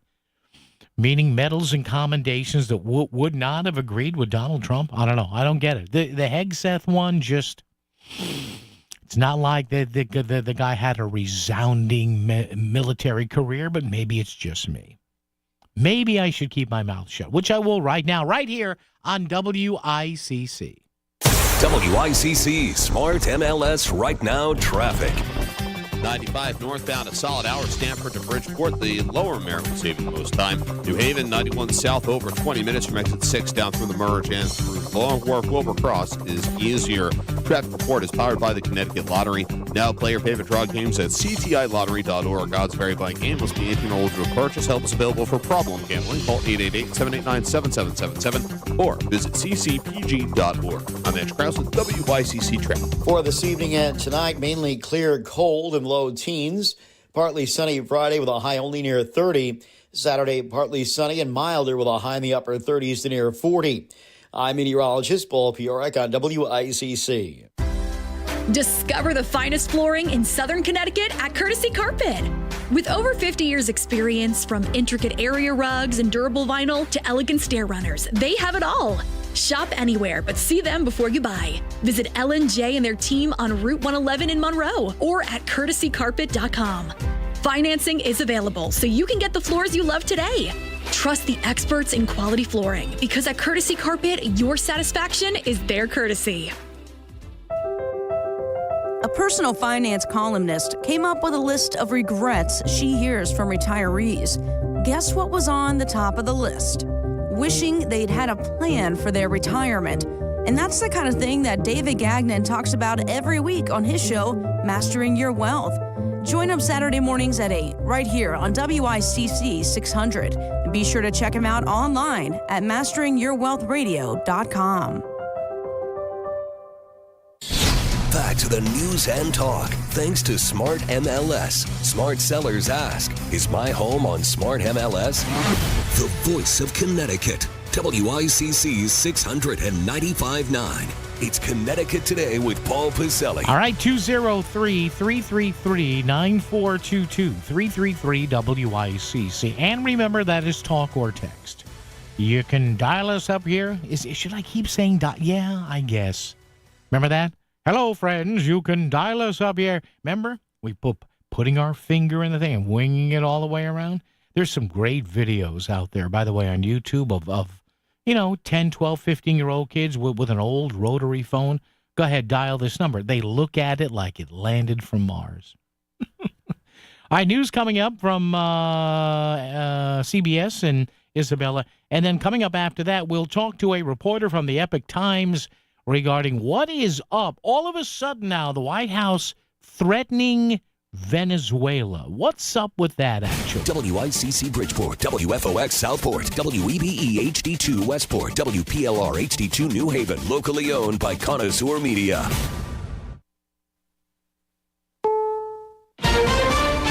This is CBS News on the Hour, sponsored by Steel. I'm Cammie McCormick. Lawmakers heard today from the Navy Admiral who Defense Secretary Pete Hegseth says ordered a second strike on a suspected Venezuelan drug boat despite the presence of survivors. Stacey Lynn reports. Military officials showed lawmakers video of the follow-up strike. What I saw in that room was one of the most troubling things I've seen in my time in public service. Democrat Jim Himes. Two individuals in clear distress, without any means of locomotion, with a destroyed vessel, who were killed. But Republican Senator Tom Cotton defended the move. I saw two survivors trying to flip a boat loaded with drugs. He said all the strikes on September 2nd were exactly what we'd expect our military commanders to do. Stacey Lynn, CBS News, Washington. The FBI says it's arrested a Virginia man and charged him with placing pipe bombs in Washington ahead of the January 6th Capitol riot. Director Kash Patel didn't say what the motivation was. We will divulge information when it is prudent and constitutionally permissible, while upholding the safeguards of this case to make sure that the people that this individual intended to victimize get the accountability they deserve. An Israeli police officer killed in the October 7th attacks is the last hostage whose remains have not been returned by Hamas. Linda Gradstein reports that's key to the fragile peace deal. Israeli Prime Minister Benjamin Netanyahu said the talks with the mediators in Cairo was meant to ensure the immediate return of the last hostage being held in Gaza. Earlier this week, Hamas handed over the remains of a Thai agricultural worker whose body had been held by Islamic Jihad. Israel has said it cannot continue to the second phase of the ceasefire until all hostages are returned. Talks with a Ukrainian official were expected to take place today in Miami with President Trump's envoy and Jared Kushner. Rami Inocencio has more. President Trump said he got the impression, at least from Witkoff and Kushner, that Putin does want the war to end. But if that is the case, then Russia's president wants it on his own terms, and specifically about Ukrainian land, because he has now said that Russia will take Ukraine's eastern regions one way or another, which would then take away about a fifth of the country. There's a record-breaking cold in the forecast. Meteorologist Kate Bilo. All of this polar air over northern Canada continuing to spill southward. We had one shot move into the northern plains yesterday. It's now starting to move toward the northeast. A second, even stronger shot of extreme cold is expected to move into the northern plains early next week, and it is going to be frigid outside. On Wall Street, stocks finished the day mixed. This is CBS News. Check off the wish list with instant savings and free battery offers on select STIHL tools. Shop online at stihlusa.com or in-store. Just how good is Pure Talk's current deal for unlimited wireless? Well, you might say it's the deal of your lifetime. Because right now, for just $29.95 a month, Pure Talk is offering unlimited talk, text, and data for life. Not your phone's life, your life. This is Pure Talk's top-tier plan. It comes with a crazy fast 5G network along with a 30-gig hotspot. And at just $29.95 a month, there has never been a better opportunity to lock in a ridiculously low rate for as long as you live. And save thousands and thousands of dollars along the way. This plan is normally $65 a month, but if you switch today, you will save over 50% every single month for the rest of your life. See what I mean? It really is the deal of your lifetime. Dial pound 250, say Mike Rowe. Offer ends 12/7. Some restrictions apply. Details at puretalk.com. WICC 695.9, Voice of Connecticut Local News Update. Stamford police say a decomposing body was found inside the home where a man fired shots at officers Tuesday morning. 63-year-old Jed Parkington engaged officers in a standoff before taking his own life with a gunshot. Police say the second body was found in a decomposed state. It was concealed on the second floor, found by drones, as traps were around the home. Stamford Police Tim Shaw spoke at a press conference yesterday. Stamford Police Department Major Crimes Unit will oversee the investigation of the second body discovered. We will continue to work with our state partners as this investigation continues. We are in the process of releasing the scene to the state police as we speak. Officials say police were originally responding to the home on Oakland Avenue to assist with an eviction call. The street in Stamford is now open to the public. Governor Ned Lamont activates a severe cold protocol.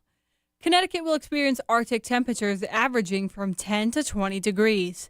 Anyone in need of shelter can visit 211ct.org or call 211. More with our chief meteorologist, Paul Pioric, coming up. The House Democrat Oversight Committee released photos and videos of a detailed look of Jeffrey Epstein's Virgin Island estate, also known as Epstein Island. Senator Richard Blumenthal reacted to the situation. I'm deeply disturbed by this continuing saga of depravity. Congressional investigators have received the late sex offender's bank records from J.P. Morgan, but are waiting for the Justice Department to hand over all of the files connected to the Epstein investigation. In Bridgeport, a man from Puerto Rico is sentenced to 10 years in prison for a ship cocaine to Connecticut. Jatniel Morales Gonzalez assumed control of the cocaine shipping network when leader Joseph Giovanni Soto was arrested in 2023. 2 kilograms of cocaine were found in the Waterbury home where Morales Gonzalez had been staying since June 2024. He remains free on bond, but must report to prison January 21st. Also for the Park City, the annual holiday tree lighting is tonight. The event is hosted by Mayor Joe Ganim, featuring holiday performances, food trucks, vendors, and a special appearance from Santa Claus. The tree lighting is starting now till 7 p.m. at McLeavey Green Park. For the Voice of Connecticut, I'm Isabel Gatos, WICC News. WICC Smart MLS Right Now Traffic. 95 or the Parkway northbound. Either way, plan on an hour from Greenwich through Trumbull and Bridgeport. Further ahead on 95 out of New Haven, southbound side jamming through Long Wharf and West Haven. Bunched up again in Milford going into the connector. Wilbur Cross, southbound, plenty of company through Hamden down to the tunnel. Same on 84 eastbound through Danbury. Traffic report powered by Columbia Dental in Norwalk, offering cleanings, implants, even oral surgery all under one roof. Call 203-299-0111 or visit columbiadental.com today. And then Krause with WICC traffic. Clear and cold this evening and overnight, low teens. Friday, partly sunny with a high only near 30. Saturday, partly sunny and milder with a high in the upper 30s to near 40. I'm meteorologist Paul Pioric on WICC.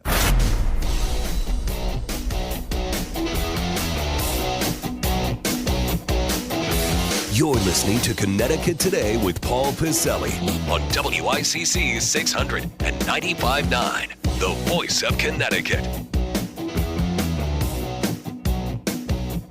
You know, and by the way, hey, how are you? 2 hours down, 2 to go here. 203-333-9422. Listen, I'm just sitting here, and I get it. I'm listening to what Jim Himes says about this strike on this Venezuelan drug boat. I'm hearing what Richard Blumenthal says. Tom Cotton says it's no big deal. Democrats are deeply disturbed.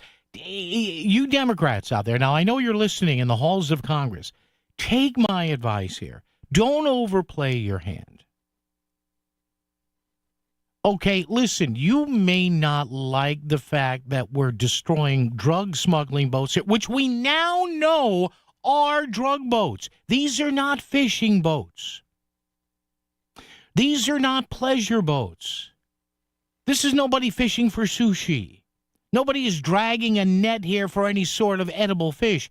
These are drug boats. Even the AP said it last week. The Wall Street Journal said it. Kudos to those two outlets for actually doing a little journalism and saying, well, yeah, the people on these, the Wall Street Journal said, sometimes these loads can approach $70 million. So I know there's controversy in the rules of engagement about this second hit on this boat. There may be, you know what? I don't care. And again, my friends on the progressive side of the aisle, the Democratic side of the aisle, here's the problem. You may not realize it, but a lot of people don't care. Don't overplay your hands on this. Because there comes to a point in stuff like this where even people who don't like Trump are going to sit there and say, all right, we get it. It was a second attack on a boat. This wasn't a Royal Caribbean cruise. This was not some sort of family cruise in the Caribbean or the Pacific. These were drug runners carting either the finished product or, ingredients to finish a product that is designed to hook people on with deleterious effects to their health that sometimes lead to, death. And crime, stabbings, muggings, gunshots, killing in gangs. So, yeah, okay, you may have said, well, did you have to do the second attack? There's a lot of America that is going to look at this and say, all right, enough, please. You think everything was clean and shiny in World War II? You think everything was clean and shiny in World War I? You don't think the rules of engagement may have been broken in Afghanistan and Iraq? You think our soldiers and anybody else in the field said, hold on, let me check. Wait a minute. Let me go to page 37. Okay, I'm not supposed to shoot the guy if he's already down. Well, guess what? Remember 9/11. Pop. I mean, come on.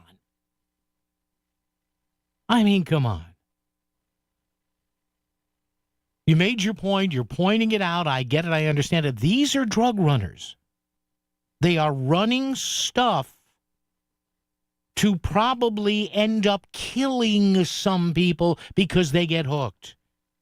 And no, the Coast Guard can't do that. This is the thing I saw last night online. Well, can't the Coast Guard do this? I got news for you, Bright Eyes. The Coast Guard is not going to leave territorial waters to go to the Caribbean or the Eastern Pacific and catch up with these high-speed boats. Oh, my God. My God. You know what? I'm sure there are World War II and Korean War and Vietnam veterans and War on Terror veterans looking at this saying, you got to be kidding me here with all this phony outrage. Again, read the AP story. Read the Wall Street Journal story. They contracted reporters who found these people, said, yeah, we're going to keep doing it no matter, how much America attacks it. Well, okay then, I guess. So what's the deal with Venezuela and all that? We'll talk to a reporter on that coming up straight ahead right here as we continue. Again, you want to call in or text me, 203-333-9422, 333-WICC. After hitting snooze 6 times today, you got up, ran out the door, sat in traffic, and by the time you reached the office, the last donut was gone. Now, head over to voiceofct.com and sign up for the City Line Florist Breakfast Brigade. We'll pick up delicious treats from Cakes by Sonia and make our way to any office in Southern Connecticut that needs us. Become the hero of your office with a WICC City Line Florist Breakfast Brigade. So the boss won't mind if you sleep in. Just about every day, we hear unsettling news about the economy and global events, things that affect our lives here at home. It's natural to feel uncertain, but when it comes to securing your family's future, there is something you can do. Here is attorney Christine Tenor. Do you ever feel like your medical or financial decisions are out of your hands? In times like these, most of us would answer yes. The good news? There are legal tools designed to protect you, ensuring that only the people you trust can manage your affairs, should you become unable to do so. Life can change quickly. It's never too early to put a plan in place that reflects your wishes, whether it's a power of attorney, medical advance directives, a last will and testament, or a trust tailored to your needs. Every person's situation is different. It's important to create an individualized plan before it's needed. We all deserve peace of mind. The Fairfield Law Offices of Eliofson and Tenor. On the internet, ConnecticutElderLaw.com. Call 203-336-2566. That's 203-336-2566. In the real estate ecosystem, trust and transparency create harmony. But one elusive species disrupts this balance: the rogue agent. Their secrecy with off-market listings leave home buyers confused, frustrated, and inventory-starved. And that's bad news for sellers too. With Smart MLS, over 20,000 realtors unite, creating more demand, offers, and better results. Ask your agent if your home is on Smart MLS. It's why Access Health CT is here, to connect you to health and dental coverage, to offer you free expert help, to maximize financial assistance, to help you discover the peace of mind of having health and dental coverage. Enroll today at accesshealthct.com. We all have the ability to make a difference, to come together, to change a life, to make a wish come true. By supporting Make-A-Wish Connecticut, you are bringing hope and joy to children fighting critical illnesses. Children like me. Visit ct.wish.org to learn how you can become a wishmaker and be part of a journey that changes lives. Just imagine what you can do. Visit ct.wish.org today to learn more. That's ct.wish.org. Who picks Post University? People who pick Post are people who believe in themselves and their potential.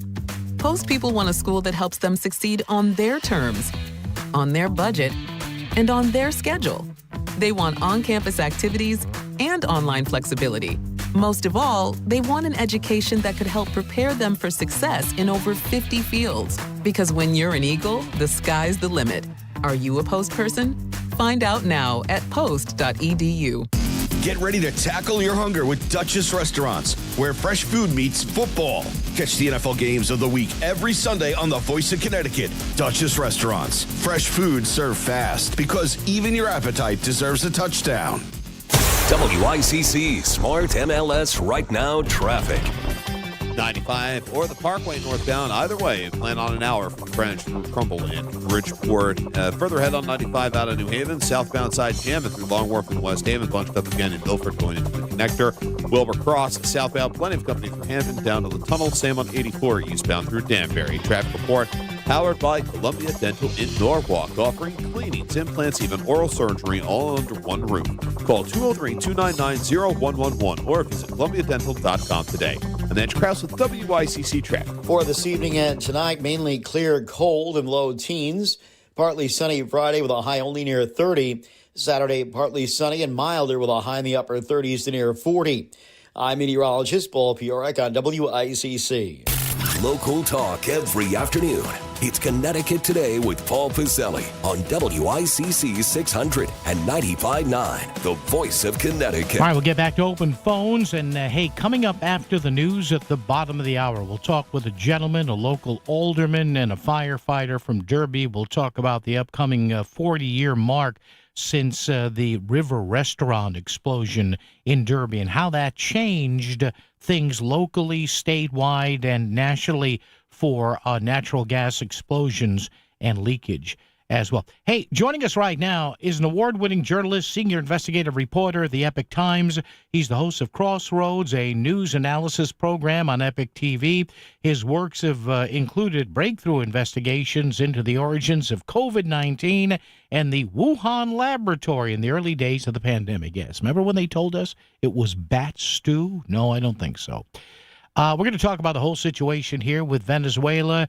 Joshua Phillip is joining us. Hey, Joshua, it's Paul here in Connecticut. How are you?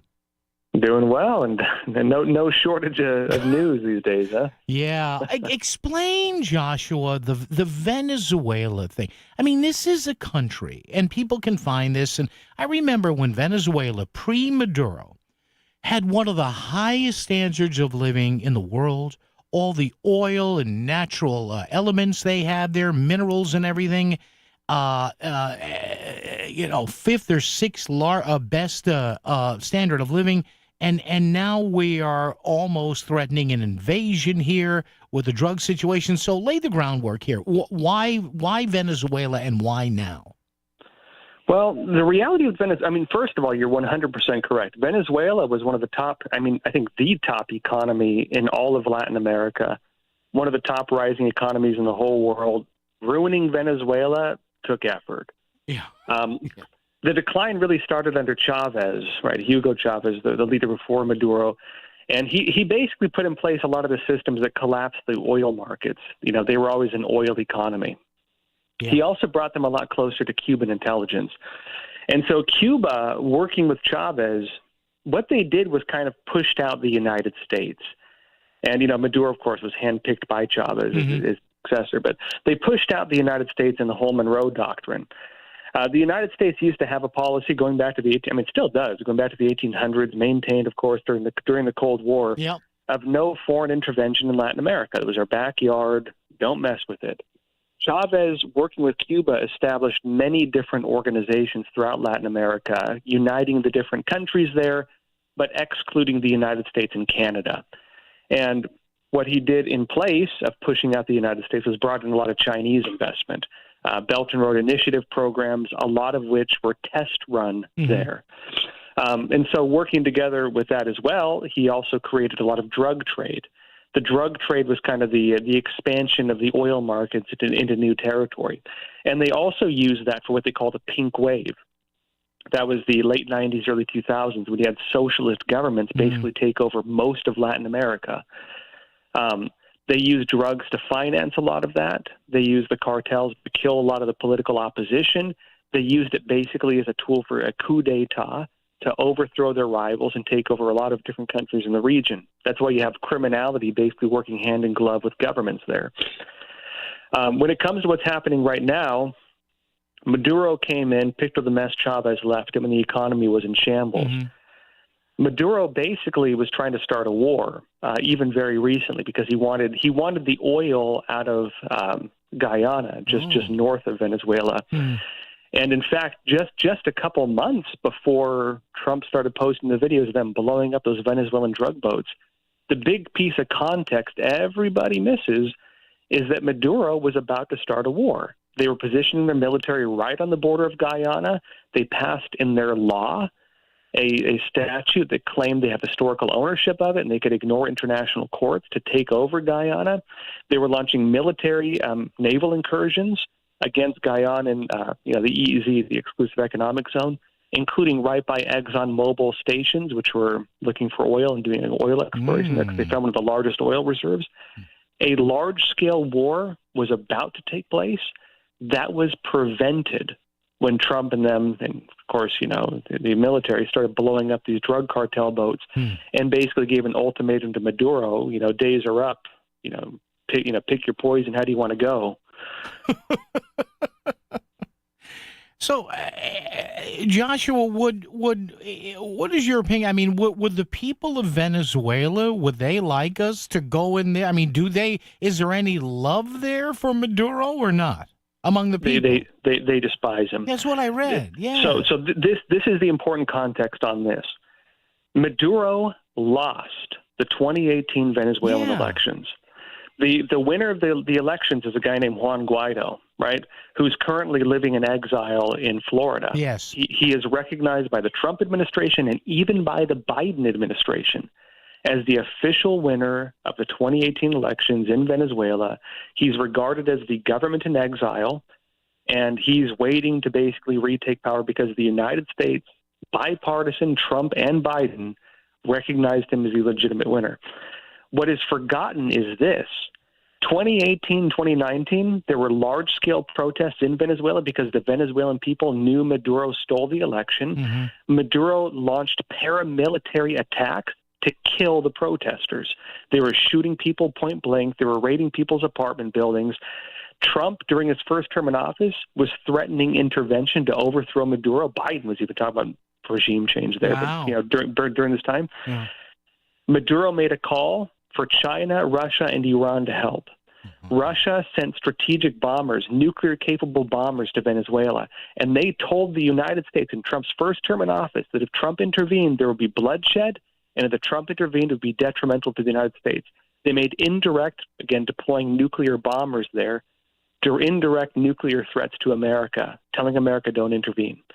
And then China, CCP, launched a diplomatic kind of front operation targeting international courts to discourage U.S. intervention. And Trump, in his first term, actually backed off. As we stand now currently, Maduro tried doing the same thing again, calling for Russia, China, and Iran.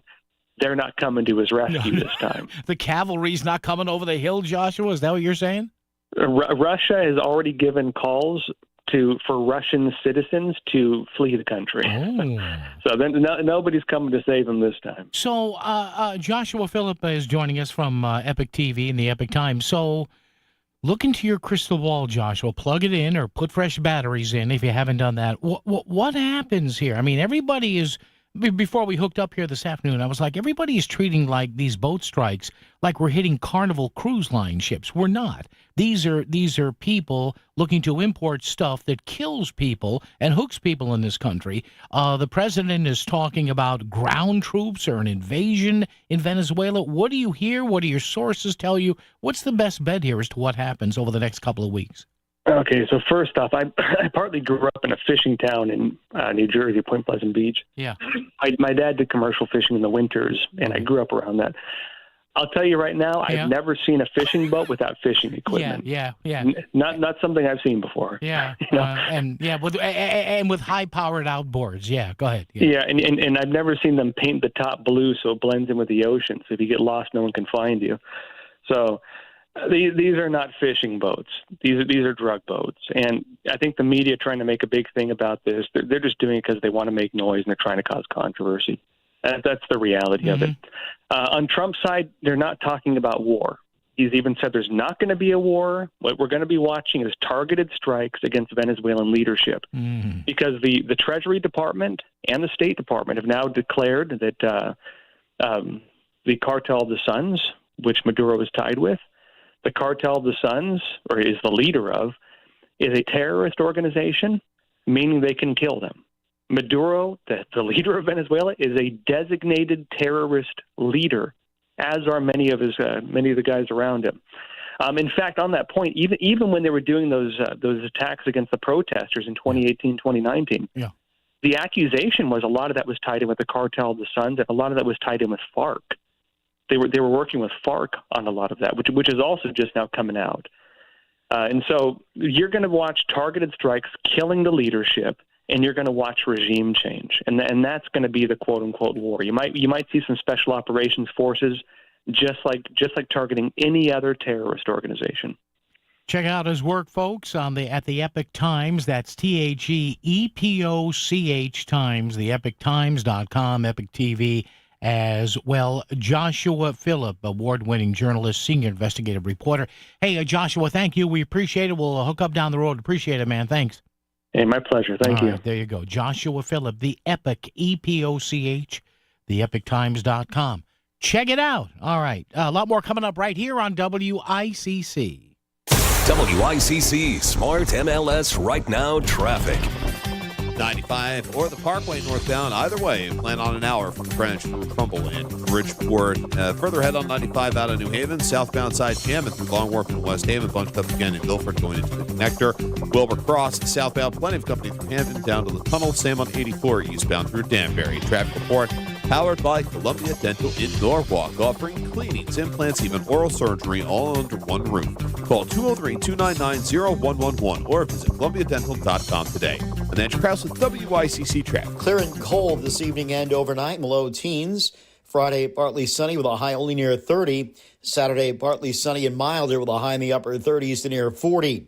I'm meteorologist Paul Piorek on WICC. In our effort to give dissemination of notice to nonprofit agencies, Connoisseur Media invites these agencies to request notification of job openings. To register your nonprofit agency for notifications of job openings at all Connoisseur Media stations in Connecticut, call us at 203-783-8200. Ask for Tristan Holler, and be sure to give us your name, address, phone number, and a contact person at the agency. If you're on our notification list and have changes or updates, call us at 203-783-8200. Ask for Tristan Heller. Connoisseur Media is an equal opportunity employer. Looking for Continental winter tires? Then head to Town Fair Tire, New England's largest volume discount tire dealer. We've got Continental tires in every size for every vehicle, in stock with more arriving daily, all at the guaranteed lowest price. And when you add the most free services for life, it's easy to see how nobody beats Town Fair Tire for your new Continental winter tires. And I mean nobody. Name brands at discount prices. Town Fair Tire. Welcome back to Winter Hack Radio, the place for clever hacks to survive the season. Icy driveway? Well, try spreading sand or birdseed to help with traction. Snowy puppy paws? Well, grab a whisk, brush it off, done. Catch COVID-19? Well, just get... Actually, there's no hack for COVID-19. But if you test positive, prescription medications for COVID exist. Ask your doctor if they're right for you. Visit PfizerForAll.com to learn more. Sponsored by Pfizer.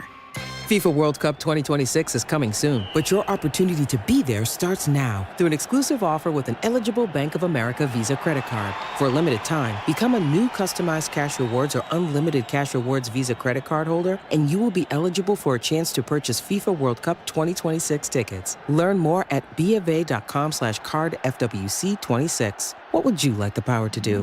Bank of America, proud to be the official bank of FIFA World Cup 2026. Bank of America N.A. in partnership with Visa. Terms apply. Rights reserved. This is WICC 695.9, the voice of Connecticut.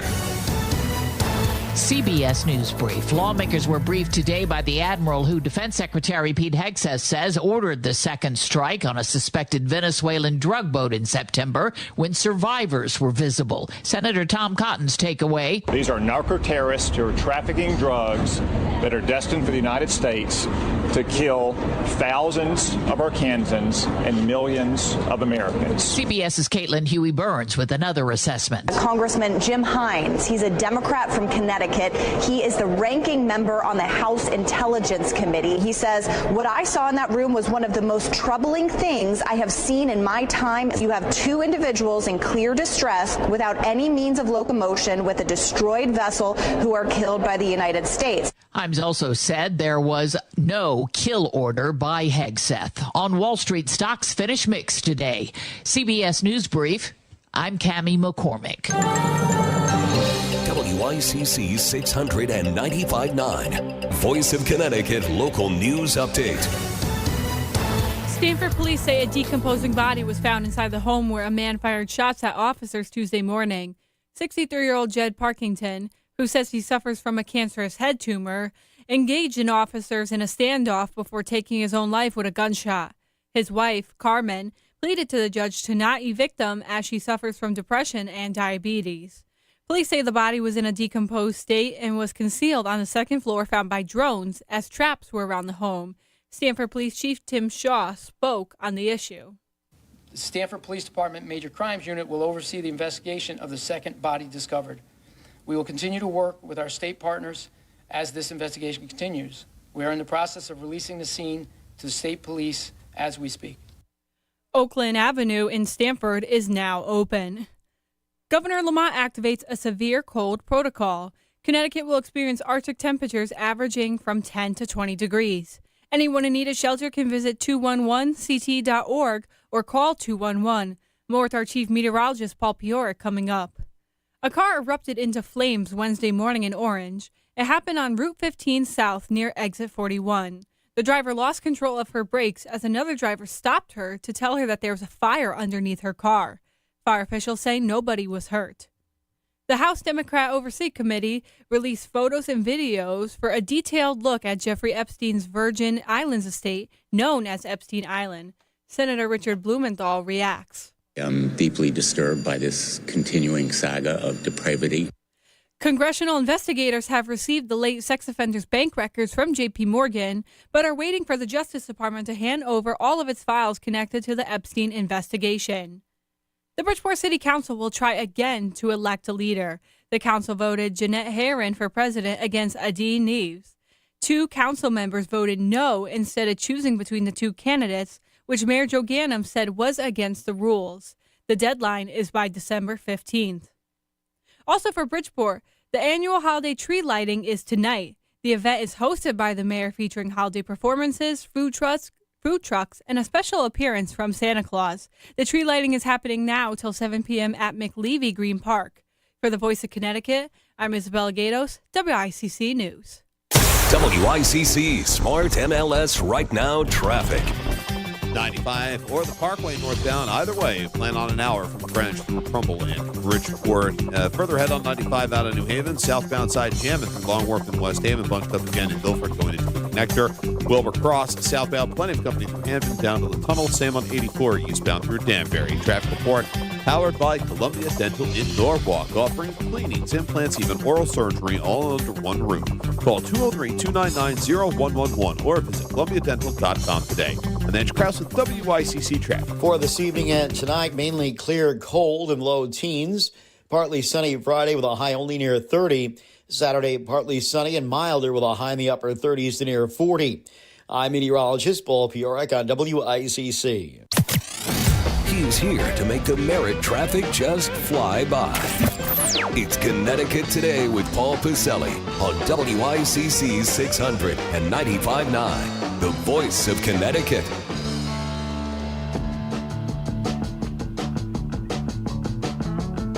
Back here on a Thursday edition of Connecticut Today on WICC 600 AM, 95.9 FM, and of course streaming on voiceofct.com. 40 years ago, this coming Saturday on December 6th of 1985, an explosion rocked part of the city of Derby, and it went on in the aftermath to help set some federal, local, and state guidelines as to firefighter safety and construction safety. And we, of course, talk about the River Restaurant fire on Main Street in Derby happening just before 4 o'clock, again on December 6th of 1985. Joining us right now is an eyewitness to that explosion, first firefighter on the scene, and current Derby alderman. He was on the Board of Aldermen when this happened. He is also still a firefighter, a past captain, and 52-year member, still active, by the way, of the Pagusset Hook and Ladder Company in Derby. We welcome Ron Sill to the program. Hey, Ron, good afternoon. It's Paul. How are you, sir? Good, Paul. Nice to be with you.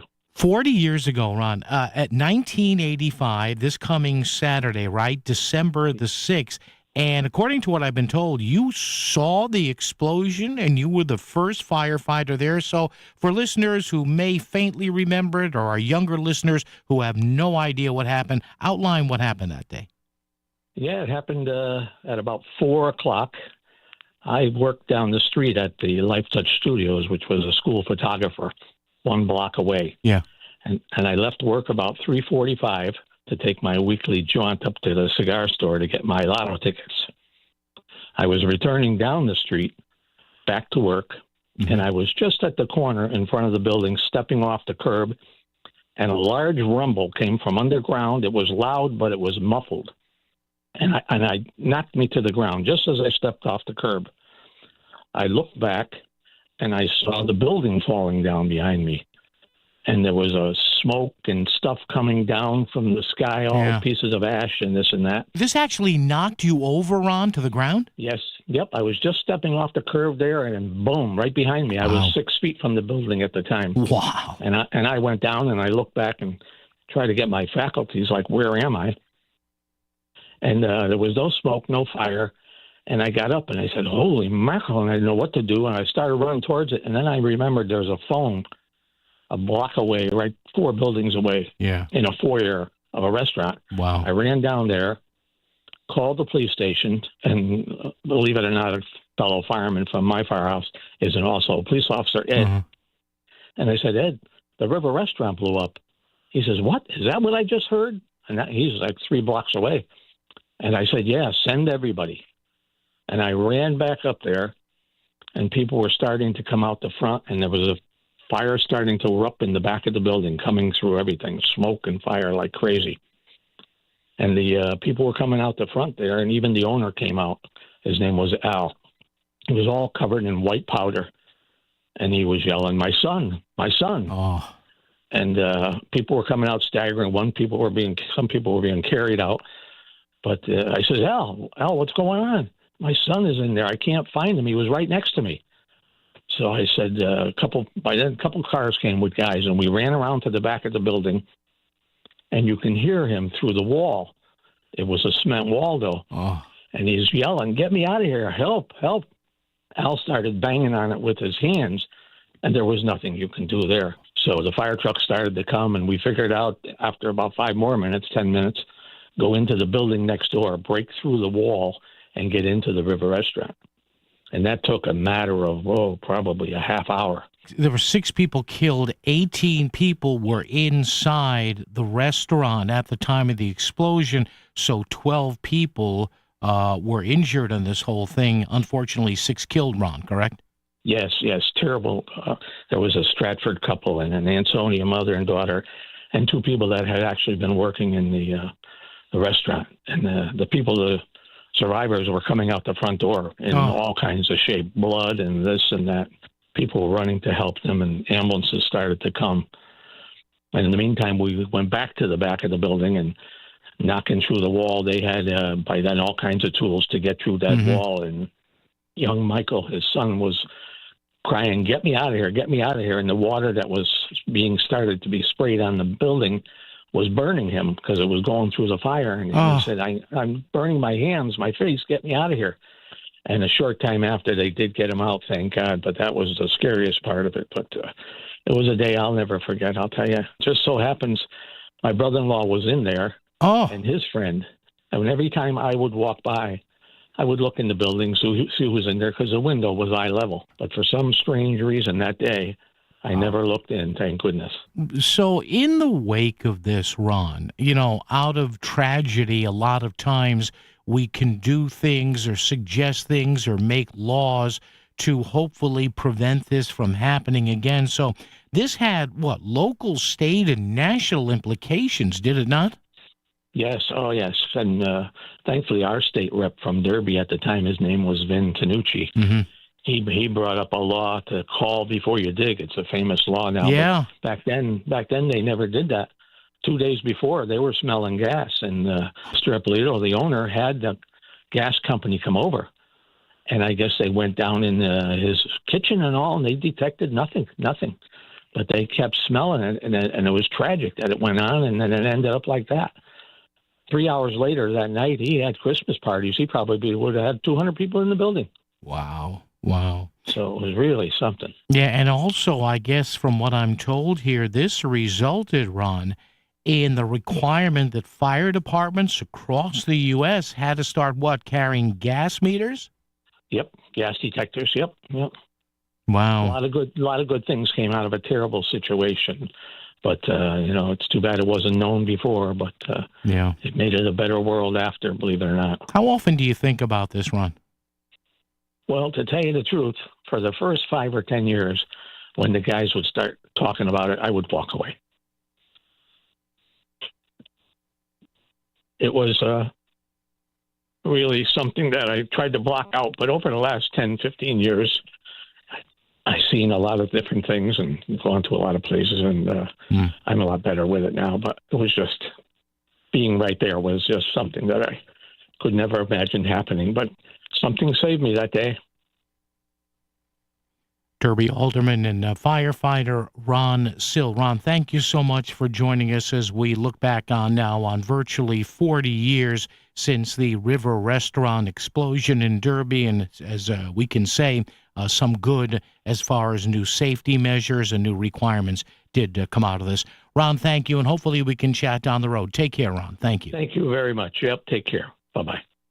Ever notice that feeling your worst also seems to happen at the worst time in the worst places? Like sudden nausea at 9 p.m. when you're out of town. Really? Now? Fortunately, with Hartford Healthcare's HHC 24/7 app, you can get answers, diagnosis, prescriptions, even speak live with clinicians anytime, anywhere. So maybe there's never a good time to be sick, but at least the best care's always there. Download the app at your app store or hhc247.org. Dine out for half price. It's sweet deals at voiceofct.com. Buy $50 gift cards for $25. $25 gift cards for $12.50. Purchase at voiceofct.com. Click sweet deals. Restaurants include Melting Pot, Munch Eatery, Tucker's Pie, Garlic and Herbs, Vinny's Deli, Lockworks Tavern and Saltbrick Prime, Sugar Llamas, Frankie's Diner, Greer's Southern Table, Dave's Planet Pizza, Forever Sweet Bakery, and The Primping Place. To save 50%, go to voiceofct.com, click sweet deals. If you've been waiting to try learning a new language with Babbel,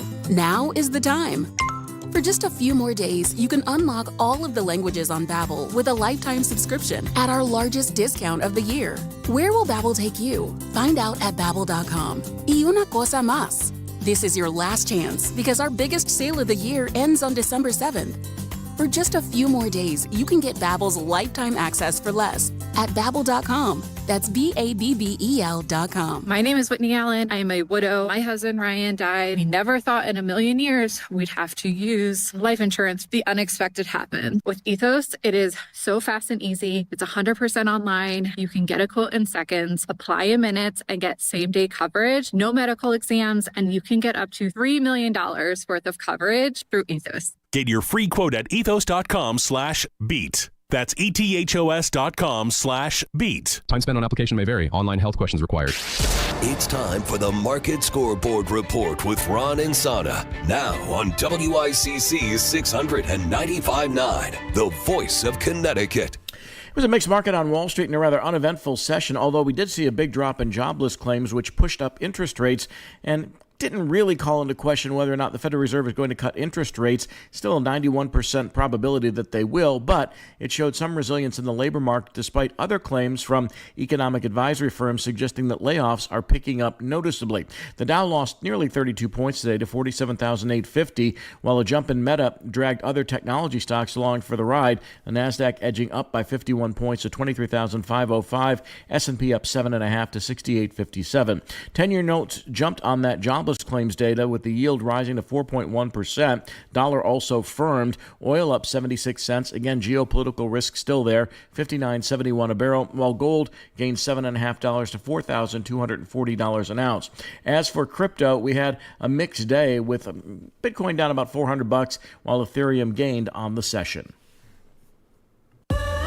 I love a day on the water with friends, but my moderate to severe plaque psoriasis sometimes holds me back. Now I'm all in with clearer skin thanks to Skyrizi. Risankizumab Riza, a prescription-only 150 milligram injection for adults who are candidates for systemic or phototherapy. Teaching music is my passion, but my active psoriatic arthritis can limit me at times. Now I'm treating my joint symptoms with Skyrizi. With Skyrizi, most people with plaque psoriasis saw 90% clearer skin at 4 months. Or if you are an adult with active psoriatic arthritis, Skyrizi helps you move with less joint pain, stiffness, swelling, and fatigue. Don't use if allergic to Skyrizi. Serious allergic reactions, increased infections, or lower ability to fight them may occur. Before treatment, get checked for infections and tuberculosis. Tell your doctor about any flu-like symptoms or vaccines. There's nothing like clearer skin. There's nothing like better movement, and that means everything. Ask your doctor about Skyrizi. Visit Skyrizi.com or call 1-866-SKY-RIZZI to learn more. WICC Smart MLS Right Now Traffic. 95 northbound over an hour, Greenwich through Fairfield. A few breaks along the way. The Parkway overall is at least slightly better, but not by much. New Haven, 95 south, crawling from the 91 merge through Long Wharf into West Haven. Wilbur Cross, southbound side, Palladium Company through Hamden down to the tunnel in 84. Eastbound side, jamming and dent there and going to the Super 7. Traffic report is powered by Brown Roofing, Fairfield County's premier roofing replacement, repair, and gutter contractor. Contact Brown Roofing today at brownroofing600.com. Brown won't let you down. I'm Mitch Krause with WICC Traffic. Clear and cold this evening and overnight in the low teens. Friday, partly sunny with a high only near 30. Saturday, partly sunny and milder with a high in the upper 30s to near 40.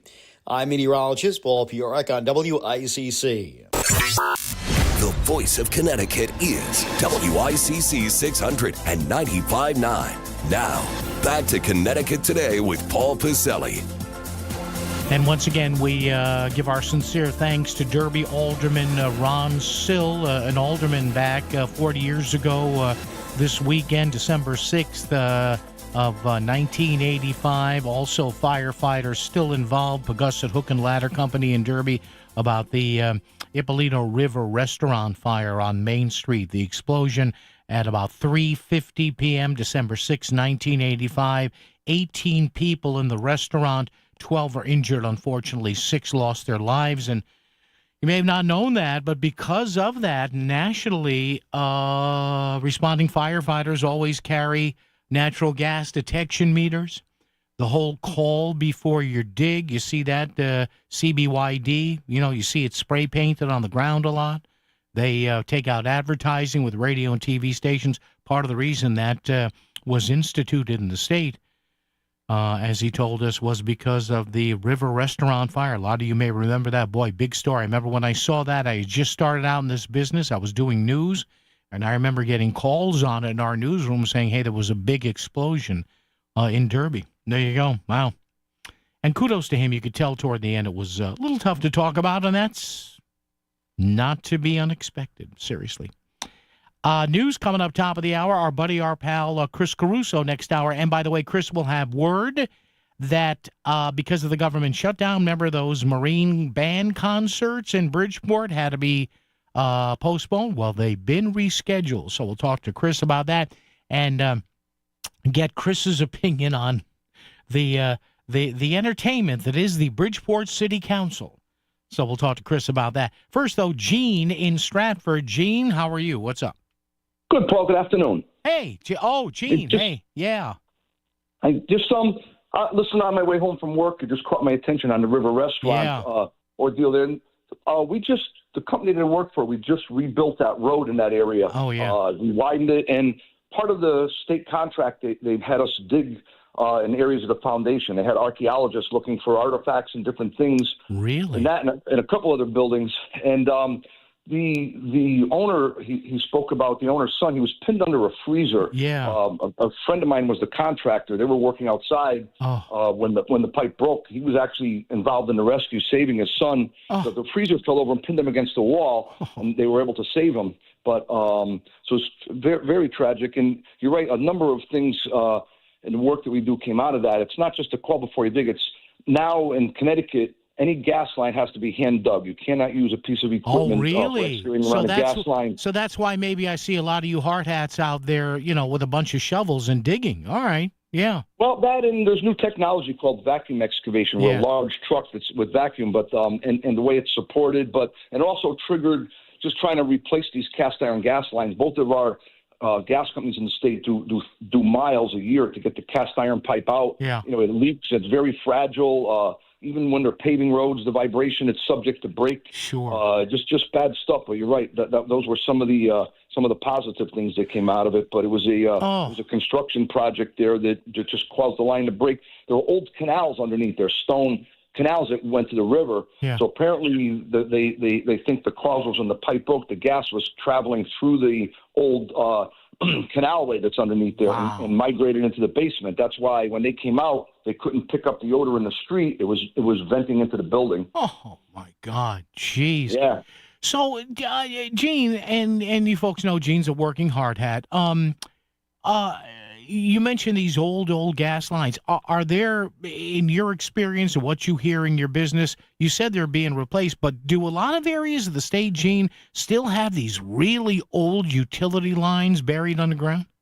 They do. It's gas, it's water. I know there's a big nationwide campaign to get lead water pipes out. There still are some of those around, and there's no more using lead and solder and water pipes, but there is a lot of cast iron still. The gas companies are working very hard. They people, the controversy with Pure and everything, but they don't realize how regulated the gas industry is, and they dump millions and millions of dollars into replacing these pipes, and it's complicated. You have to put a new gas pipe in, keep the old one in service, and abandon it, and then when some of the old gas pipes are taken out, they sometimes contain PCBs or lead joints have to be disposed of properly. So it's critical infrastructure underground.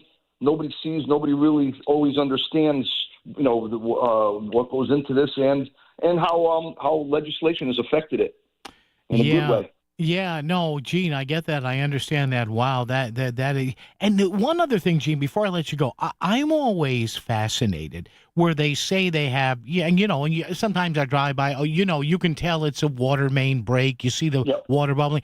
And I'm wondering, because I hear sometimes, they're having trouble turning off the main. Yes. And some of I wonder, Gene, if you guys are, I understand you come in later, but you got crews that get there, and the first thing they want to do is turn the water off. But I would imagine some of those off joints haven't been touched in years. No, many of the we're working in New Haven now. We're around one of their main water lines. So they try to exercise the valves and work them, but it's just they don't work. There's actually technology now where they put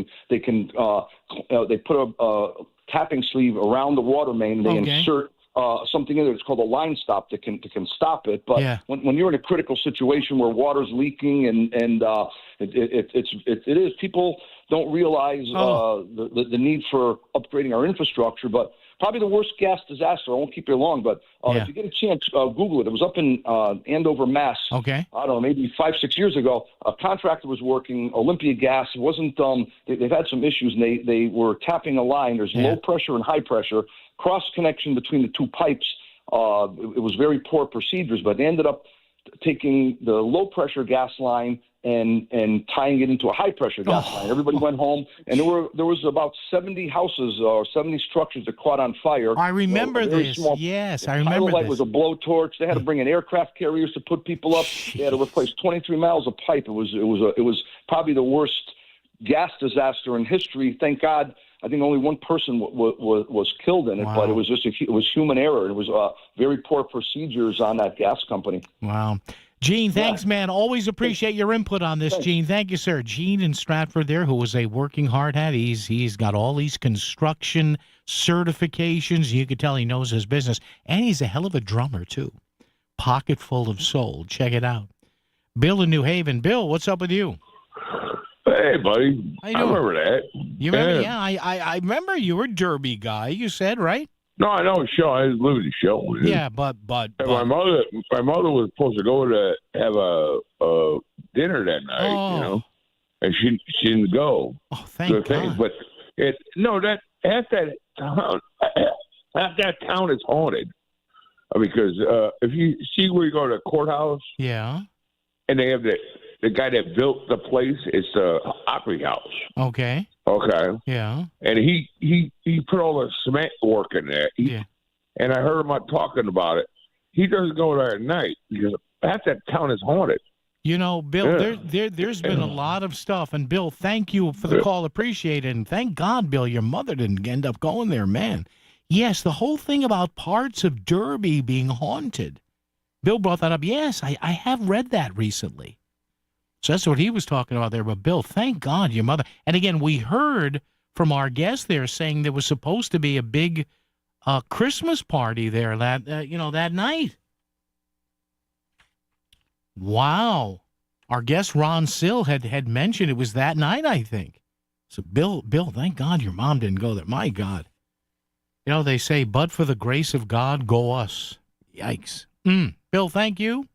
Gene, thank you. And how about this? Traffic and weather together right here on WICC. WICC Smart MLS Right Now Traffic. 95 northbound over an hour, Greenwich through Fairfield. A few breaks along the way. The Parkway overall is at least slightly better, but not by much. New Haven, 95 south crawling from the 91 merge through Long Wharf into West Haven. Wilbur Cross, southbound side Palladium Company through Hamden down to the tunnel in 84. Eastbound side jamming in Danbury going to the Super 7. Traffic report is powered by Brown Roofing, Fairfield County's premier roofing replacement, repair, and gutter contractor. Contact Brown Roofing today at brownroofing600.com. Brown won't let you down. I'm Mitch Krause with WICC Traffic. For this evening and tonight, mainly clear, cold, and low teens. Partly sunny Friday with a high only near 30. Saturday, partly sunny and milder with a high in the upper 30s to near 40. I'm meteorologist Paul Piorek on WICC. Do you have questions about real estate? Learn the secrets of real estate investing and get your questions answered during the Real Estate Show with Pat Civitella. Listen Sunday mornings from 9 to 10 for expert information about real estate investing, downsizing, and improvements before selling. Pat will help turn your real estate dreams into reality. Tune in and call The Real Estate Show with Pat Civitella. Sunday mornings from 9 to 10, right here on WICC 600 and 95.9. Man, I love my kids so much. I once sat for 3 hours in the cold rain to watch her soccer team lose by 18 goals. I love my kids so much, I once used a tube to suck snot out of her stuffed nose at 3 a.m. You win. Love your kids? Love them enough to make sure they're in the right car seat. From toddlers to tweens, visit nhtsa.gov/the right seat to find the right seat for their age and size. Keep them safe. Visit nhtsa.gov/the right seat. Brought to you by the National Highway Traffic Safety Administration and the Ad Council. Back to the news and talk, thanks to Smart MLS. Smart sellers ask, is my home on Smart MLS? The voice of Connecticut, WICC's 695.9. It's Connecticut Today with Paul Pacelli. Hey, coming up, Chris Caruso will join us at about quarter past the next hour. We've got some good news about those rescheduled U.S. military band concerts. You remember the government shutdown. Remember that? The government shutdown. Boy, Democrats got a lot out of that one, didn't they? And guess what? It may happen again. I guess in another 6 or 7 weeks, we could be going through this again and again and again. So because of that, you may remember there were some shows that were scheduled for the Klein Memorial that had to be canceled because it was a government band. Well, those have been rescheduled, so we'll talk to Chris about that. We'll talk to him about the shenanigans. Again, surprise, surprise, with the city council in Bridgeport now a third candidate. Maybe he professes himself to be a unifying candidate. So we will talk about that. And yes, tonight's the night. Oh, get ready. It's going to be all right. As Mr. Stewart said, there's the big forum coming up in the city of Derby about bears. Yes. How do we handle the bears? I'll give you details on that coming up straight ahead. WICC Bridgeport, WFOX Southport, WEBE HD2 Westport, WPLR HD2 New Haven, locally owned by Connoisseur Media. This is CBS News on the Hour, sponsored by Progressive Insurance. I'm Cammie McCormick. Lawmakers got classified briefings today from military officials and saw videos from a strike on a suspected Venezuelan drug boat back in September, and the second strike when there were known survivors. The takeaway was very different from Republican Tom Cotton and Democrat Jim Hines. You have two individuals in clear distress without any means of locomotion, with a destroyed vessel, who were killed by the United States. I saw two survivors trying to flip a boat loaded with drugs down for the United States, back over so they could stay in the fight.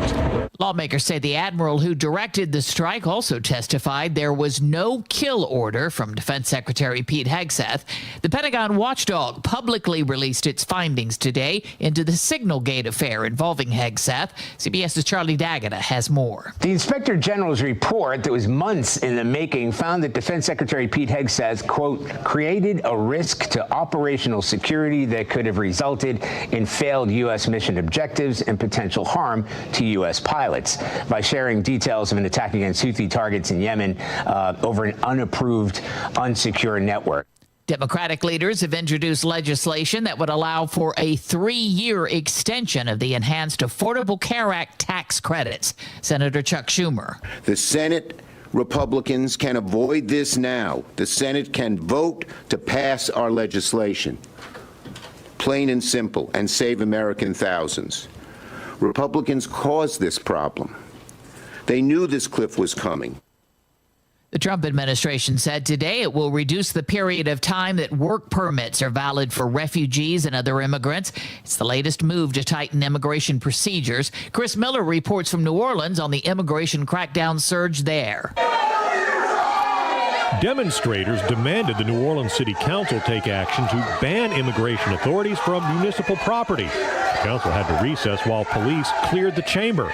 Meanwhile, New Orleans Mayor LaToya Cantrell addressed the increased federal presence. What I know is that as of today, that the city of New Orleans, again, stands in solidarity with every resident within our community and making sure that they know their rights. Chris Miller for CBS News, New Orleans. The average rate on a 30-year mortgage fell to 6.19% this week. That's near its low for the year. Stocks finished mixed. This is CBS News. Sponsored by Progressive. See why over 43 million drivers trust Progressive to stay protected on the road. See for yourself at Progressive.com.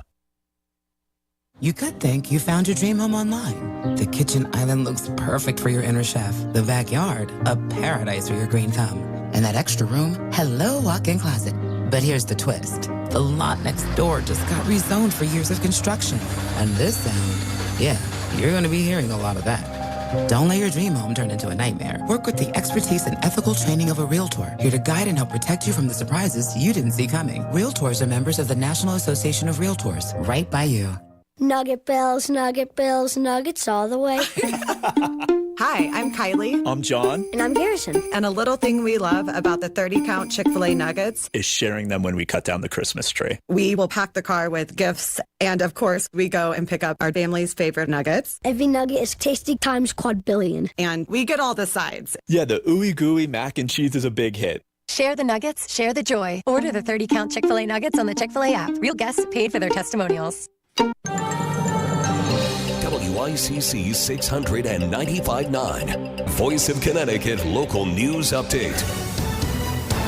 Stamford police say a decomposing body was found inside the home where a man fired shots at officers Tuesday morning. 63-year-old Jed Parkington, who says he suffers from a cancerous head tumor, engaged officers in a standoff before taking his own life. His wife, Carmen, pleaded to a judge to not evict him as the holidays are approaching, as she suffers from depression and diabetes. Police say the body was at a decomposed state and was concealed on the second floor, found by drones as traps were around the home. Stamford Police Chief Tim Shaw spoke at a press conference yesterday. The Stamford Police Department Major Crimes Unit will oversee the investigation of the second body discovered. We will continue to work with our state partners as this investigation continues. We are in the process of releasing the scene to the state police as we speak. Oakland Avenue in Stamford is now open as Parkington's body will be autopsied today. Governor Lamont activated a severe cold protocol. Connecticut will experience Arctic temperatures averaging from 10 to 20 degrees. Anyone in need of shelter can visit 211ct.org or call 211. More with our chief meteorologist, Paul Pior, coming up. A no-kill order was given during the U.S. strikes on suspected Venezuelan narcotic boats. That's according to lawmakers who attended a classified briefing on the matter today. Democratic Congressman Jim Hines of Connecticut says the vote he saw on the September 2nd incident was troubling, claiming it showed two people near a destroyed vessel who are killed by the United States. The Admiral confirmed that there had not been a kill them all order and that there was not an order to grant no quarter. The controversy began after the Washington Post claimed Secretary of War Pete Hegseth ordered a second strike on the boat so that there were no survivors. Himes says Navy Admiral Frank Mitch Bradley said that there were no such orders, and Bradley defended the decisions taken. The Woodbridge Regional Animal Control received a tip about animal neglect. Police say an 11-month-old corgi was severely malnourished and covered with feces. The dog was transported to VCA Shoreline Emergency Room in Shelton, where they later died. A second corgi is in recovery. 26-year-old Wilfredo LeBron and 22-year-old Erica Keitel were arrested as they were detained on a $5,000 bond. Both are scheduled to appear in the Derby Superior Court on December 17th. Police are trying to identify a suspect who used a knife at a hold in a gas station in Stratford. It happened at the BP station on Stratford Avenue Tuesday night as he demanded money, escaping with $700 in cash. Police say the suspect was wearing all black clothing and disposable gloves. For the Voice of Connecticut, I'm Isabel Gatos, WICC News. WICC Smart MLS Right Now Traffic. 95 northbound over an hour from Greenwich through Fairfield. The lower Merritt will save you a little bit of time, but north of Route 7, it's not great. New Haven, 91 southbound over 20 minutes from exit 6 down through the merge and through Long Wharf, over cross southbound bunched up through Hampton down to the tunnel, and 84 eastbound heavy congestion through Danbury into the Super 7. Traffic report powered by the Fairfield Law Office of Ely, Tenor.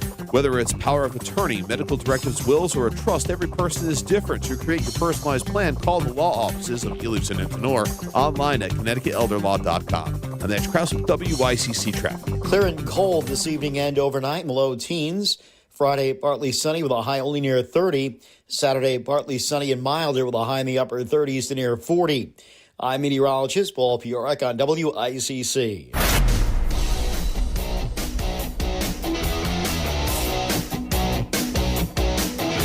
You're listening to Connecticut Today with Paul Piselli on WICC 600 and 95.9, the voice of Connecticut. All right, how is everyone? 3 hours down, 1 to go. You good, huh? Things good? That's good. Good is better than not good. 203-333-90422, 333-WICC. I'll tell you right now, starting in less than an hour and running for 90 minutes, if you are in the area, this is going to be in Derby. And I mentioned this earlier because this is an issue I've been following closely, not because I'm a hunter.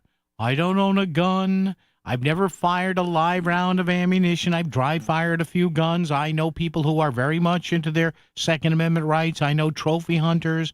I know people who hunt and eat what they kill it and grill it.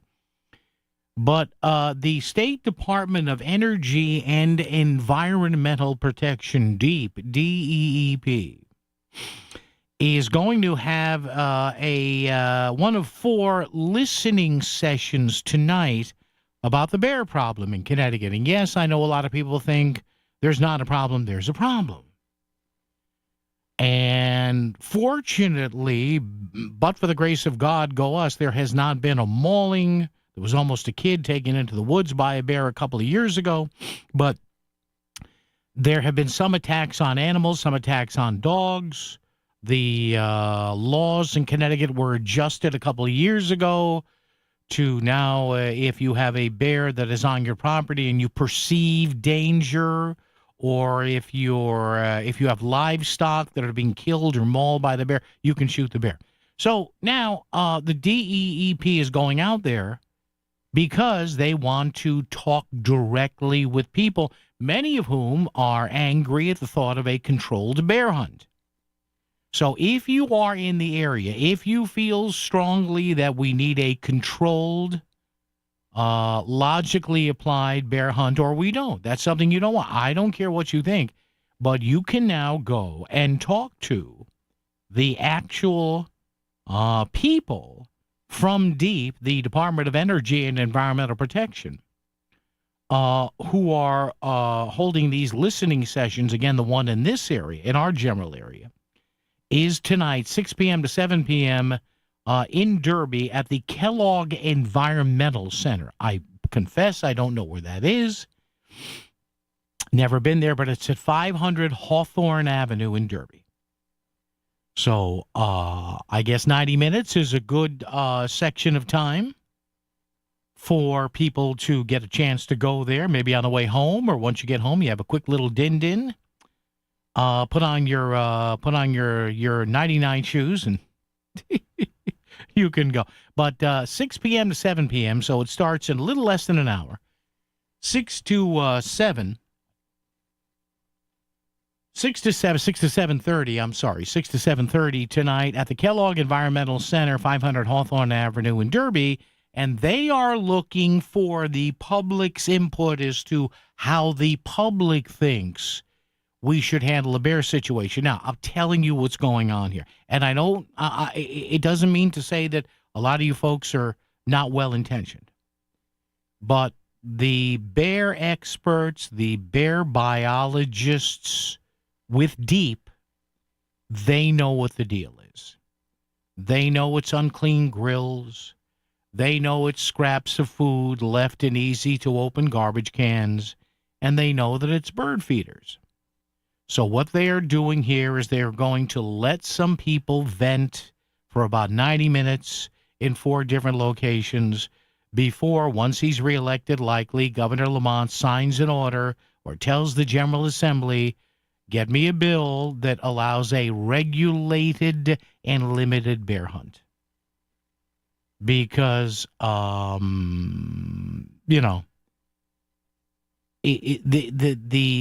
scenario with the numbers of bears, it's not getting any better. It's getting worse.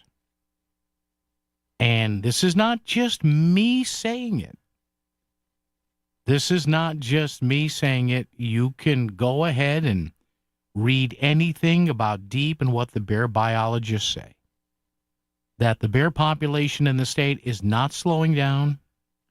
It is, in fact, increasing. Because when you get mommy bear and daddy bear together, they make little bears. So check it out. And by the way, if you go to this tonight and you want to let me know what is said, I'd love to hear from you. So again, tonight, Deep wants to talk bears with you, 6 to 7:30. That'll be at the Kellogg Environmental Center, 500 Hawthorne Avenue in Derby. And we continue right here, right now on WICC. Going out to eat for half the price? There's only one word to describe that. Sweet. It's another week of sweet deals at voiceofct.com.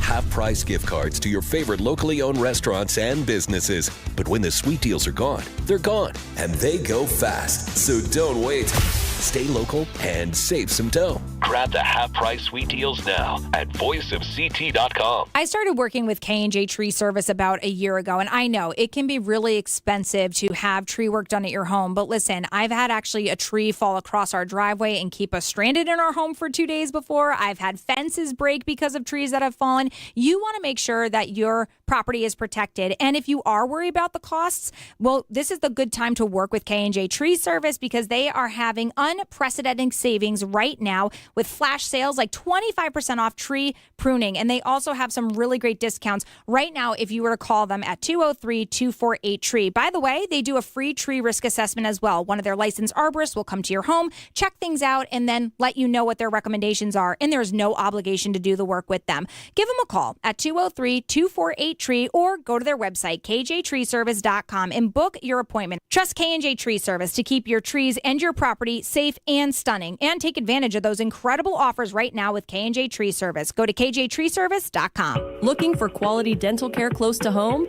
Columbia Dental in Norwalk is here for you. As part of our robust network of 12 locations, we're open to fit your busy schedule. From routine cleanings and checkups to implants and oral surgery, Columbia Dental provides complete care for the whole family, all in one place.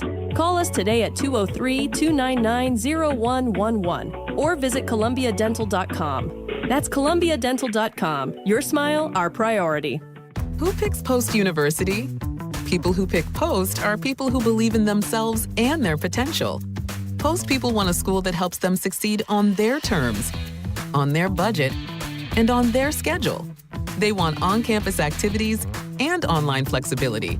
Most of all, they want an education that could help prepare them for success in over 50 fields. Because when you're an Eagle, the sky's the limit. Are you a Post person? Find out now at post.edu. Welcome back to Winter Hack Radio, the place for clever hacks to survive the season. Icy driveway? Well, try spreading sand or birdseed to help with traction.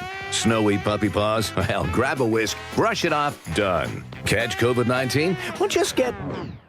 Actually, there's no hack for COVID-19. But if you test positive, prescription medications for COVID exist. Ask your doctor if they're right for you. Visit PfizerForAll.com to learn more. Sponsored by Pfizer. FIFA World Cup 2026 is coming soon, but your opportunity to be there starts now through an exclusive offer with an eligible Bank of America Visa credit card. For a limited time, become a new customized cash rewards or unlimited cash rewards Visa credit card holder, and you will be eligible for a chance to purchase FIFA World Cup 2026 tickets. Learn more at BofA.com/cardFWC26. What would you like the power to do? Bank of America, proud to be the official bank of FIFA World Cup 2026. Bank of America N.A. in partnership with Visa. Terms apply. Warrants reserved. WICC Smart MLS Right Now traffic. 95 northbound, for an hour from Greenwich through Fairfield. The lower Merritt will save you a little bit of time, but north of Route 7, it's not great. New Haven, 91 southbound, over 20 minutes from exit 6 down through the merge and through Long Wharf, Wilbur Cross, southbound, bunched up through Hampton, down to the tunnel, and 84 eastbound, heavy congestion through Danbury, the Super 7. Traffic report powered by the Fairfield Law Office of Ely of San Antonio. Whether it's power of attorney, medical directives, wills, or a trust, every person is different. To create your personalized plan, call the law offices of Ely of San Antonio online at ConnecticutElderLaw.com. And that's Krause with WICC traffic. For this evening and tonight, mainly clear, cold, and low teens. Partly sunny Friday with a high only near 30. Saturday, partly sunny and milder with a high in the upper 30s to near 40. I'm meteorologist Paul Piorek on WICC. You found where Connecticut comes to talk. Join the conversation. 203-333-9422. It's Connecticut Today with Paul Piselli on WICC 695.9, the voice of Connecticut. All right, one of my favorite times of the week. Actually, we usually talk to this gentleman on Fridays. I'm off tomorrow, taking another long weekend, so we'll have him on Thursday as he continues to root out, as we try to do this, the Stewnods and Cavones. Chris Caruso joins us here. Chris, good evening, my friend. How are you? Good evening, Paul. I'm doing well. Thank you. Let's start off with some good news. Apparently, these band concerts, and we have it all already up on our website here, the band concerts, Chris, that had to get canceled from the Klein because of the government shutdown, they're back on. So tell us about it. Yeah, they're coming up, Paul, Monday, December 15th, and Tuesday, December 16th. There's going to be 2 free concerts, holiday concerts, at the Klein Memorial in Bridgeport. And the 2nd Marine Aircraft Wing Band, as you said, they were going to come in October. They're going to be joining us at these concerts. So we want everyone to come out. The band loves Bridgeport. They love all the people in Bridgeport, the surrounding communities. And I know the people of this community love the Marines. So let's go out and show them our love and our support. They're going to have holiday hits. They're going to be playing. There'll be some Italian music. As a matter of fact, we call it the free holiday concerts with a dash of Italian flair, right? Yes. So there'll be some great tunes that they'll be playing. It's free. You can get your tickets at the Klein Memorial, Nick's Diner, which is up on Madison Avenue, 2200 Madison Avenue, Port 5 in Black Rock, or you can go to the council's website, CIASGBPT.com, CIASGBPT.com. And when you go to your website, and all that information will be listed. Excellent. And one thing we're asking, it's not required, but we ask the concert goers to bring non-perishable food items. Yeah. So we give them to veterans in need, especially in this holiday time. And, Chris, obviously, if people go to the show, they can see the Klein, which has been, I guess, renovated, an elevator added, some office space. So the Klein is doing as well as ever. Oh, it's beautiful, Paul. There was some state funding and bonding from the state. As you said, they put an elevator in, so people who couldn't climb stairs were limited. Yeah. They couldn't go up to the balcony. Now you can get there by elevator. It's all been updated ADA for people with disabilities so they can access the Klein. There's all new steps in front of the Klein. There's some new furnishings in the Klein. It's really beautiful.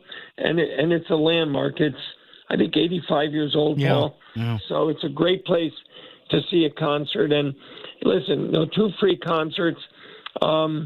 The band, those are the 2 dates, on Monday the 15th and Tuesday the 16th, because their schedule's packed.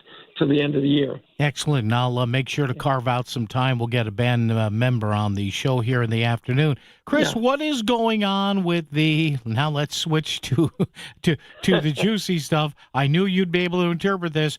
The city council, it does not have a president yet. Now we have another gentleman entering the foray. He says, vote for me. I can unify everything. Spell this out for us. What's going on? Well, the council met last Monday night, and as required, they had to do a vote for the council president. And they did one round of voting. One candidate got 10 votes.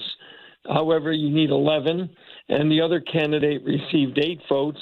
And two of the members of the council voted no or abstained from voting. So it left everything in a stalemate at this point. There wasn't a second round of voting. And then on the 15th, the council is going to get together again and try again to select a council president.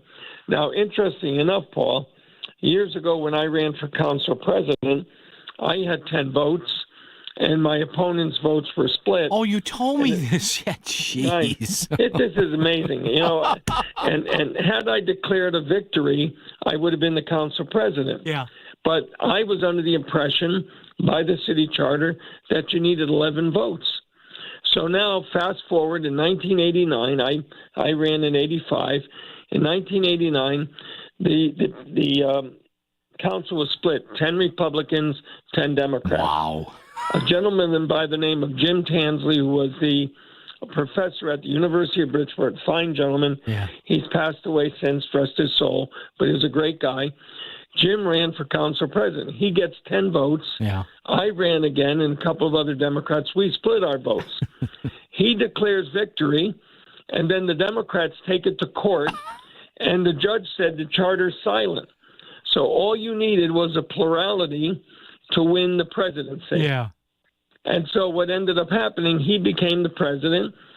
Back in the 90s, early 90s, the charter was changed, and the charter said that the body as a whole, meaning the 20 members of the council, had to achieve 11 votes, a majority, in order to elect the council president. So if the old rule was in effect, the candidate Monday night who got 10 votes was a plurality, she would have been the council president.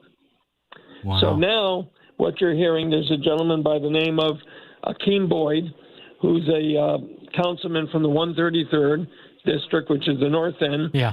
He's thrown his hat in the race. One of the candidates who got the 8 votes, Heidi Nieves, and her group of voters, they're going to be voting for him, and he's got to be able to get 3 votes to make it 11 to win. Wow. And, often what happens is that alternate candidate steps in and can make the difference. Wow. However, there may be a couple of more candidates stepping up as well. So it's going to be interesting. But, when I listened to the debate that night, Paul, it wasn't so much about the 2 individuals running for the presidency. Yeah. There is some deep division on the council. I would imagine so, yeah. There's functionality. One council member, Ernie Newton, who I served with back in the early 80s, said that things were much different back in the 80s, but times have changed. There was another gentleman who said that there was childishness going on, that we can't get business done. So there's a real divide. The other thing is a sense of independence, if you will, from the mayor, your legislative body, and there was some friction there. So it seems to me that the divisions weren't about individuals, but the council as a whole. So maybe a third candidate, the alternate candidate, could bring people together to make a difference. Time will tell. Interesting. Chris, thank you. We'll update that as we come on, and I'll get back to you on getting a band member or 2 here on the program, Chris. Okay. Paul, enjoy the weekend. Thank you. Thank you, Chris, former city councilor and former Democratic State Rep Chris Caruso, commenting there on the chances of City Council member Akeem Boyd maybe being the gentleman who can step in and get the necessary votes to be the next Bridgeport City Council president. Always interesting in the Park City, is it not? All right, we'll do open phones the rest of the way. Open phones, text messages too. Same number, talk or text. 203-333-9422, 333 WICC. WICC Smart MLS Right Now Traffic.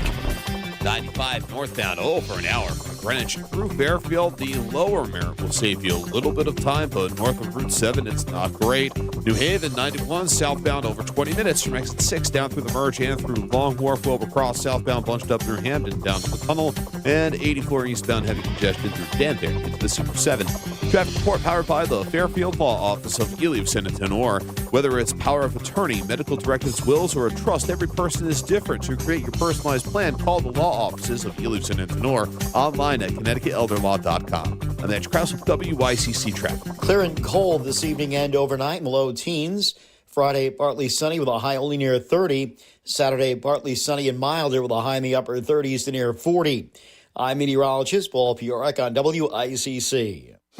Sometimes the most important personal breakthroughs are made possible by medical ones. And that's why Smilo Cancer Hospital delivers the pioneering research of Yale Cancer Center, like targeted therapies based on your genetic makeup and groundbreaking clinical trials that offer hope when you need it most. All delivered by a multidisciplinary team dedicated to you and your specific type of cancer. Smilo Cancer Hospital and Yale Cancer Center.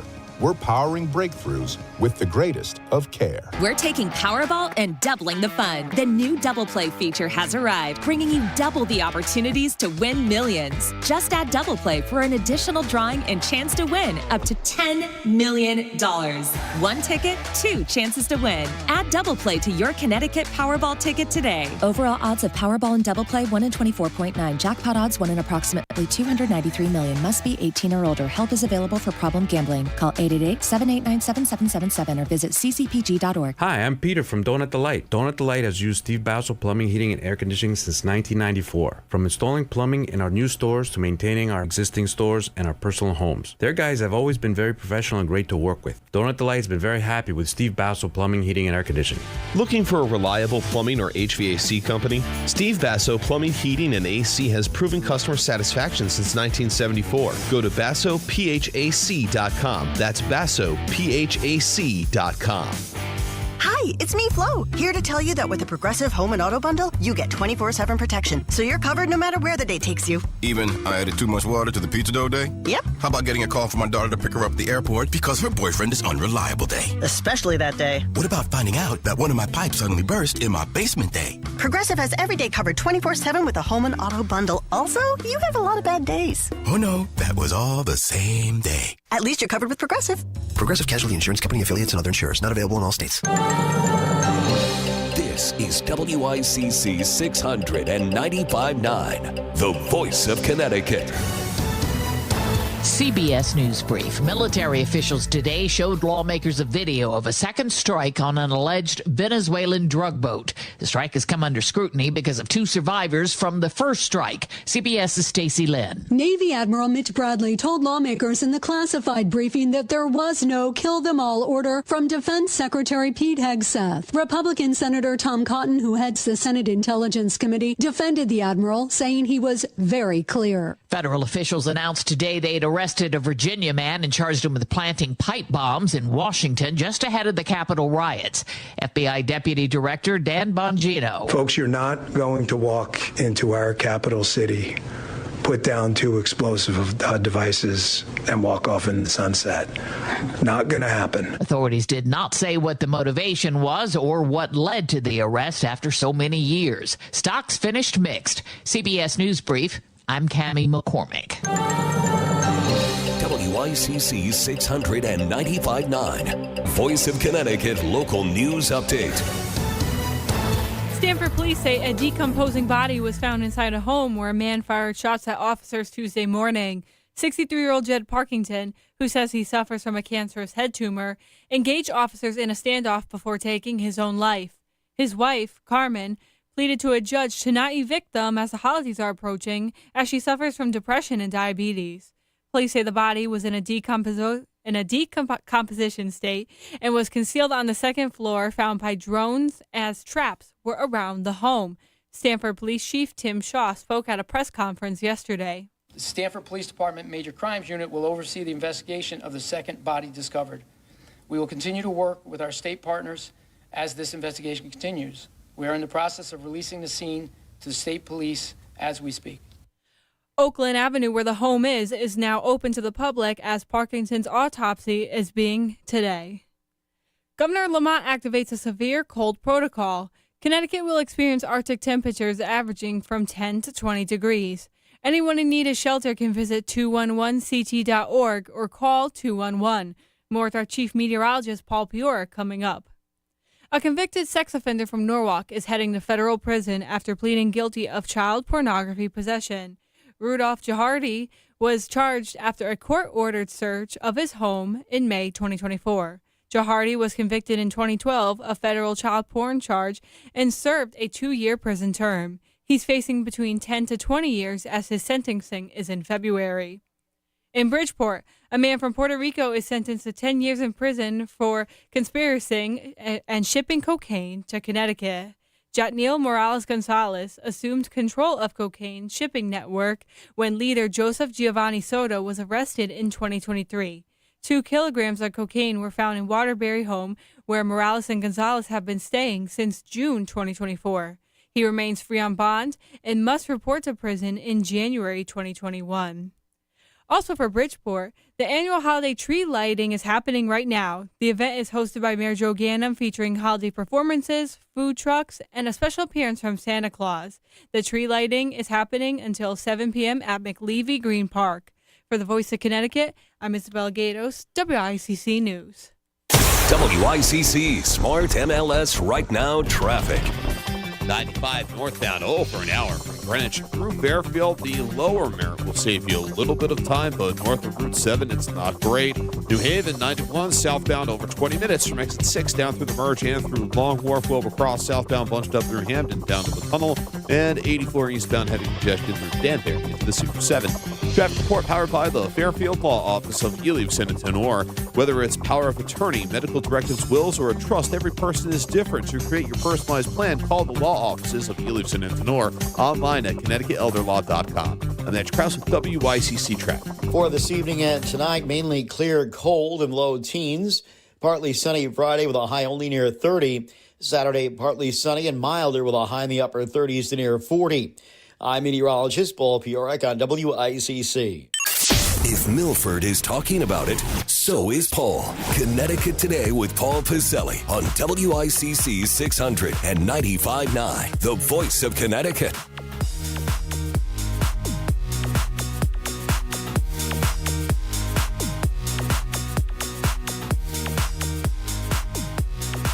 All righty, if you want to chime on in here, we got about 25 minutes or so of talkable time left. Whatever's on your mind, talk or text at 203-333-9422, 333-WICC. Couple of things here, by the way. I got a text from someone here. Thank you so much.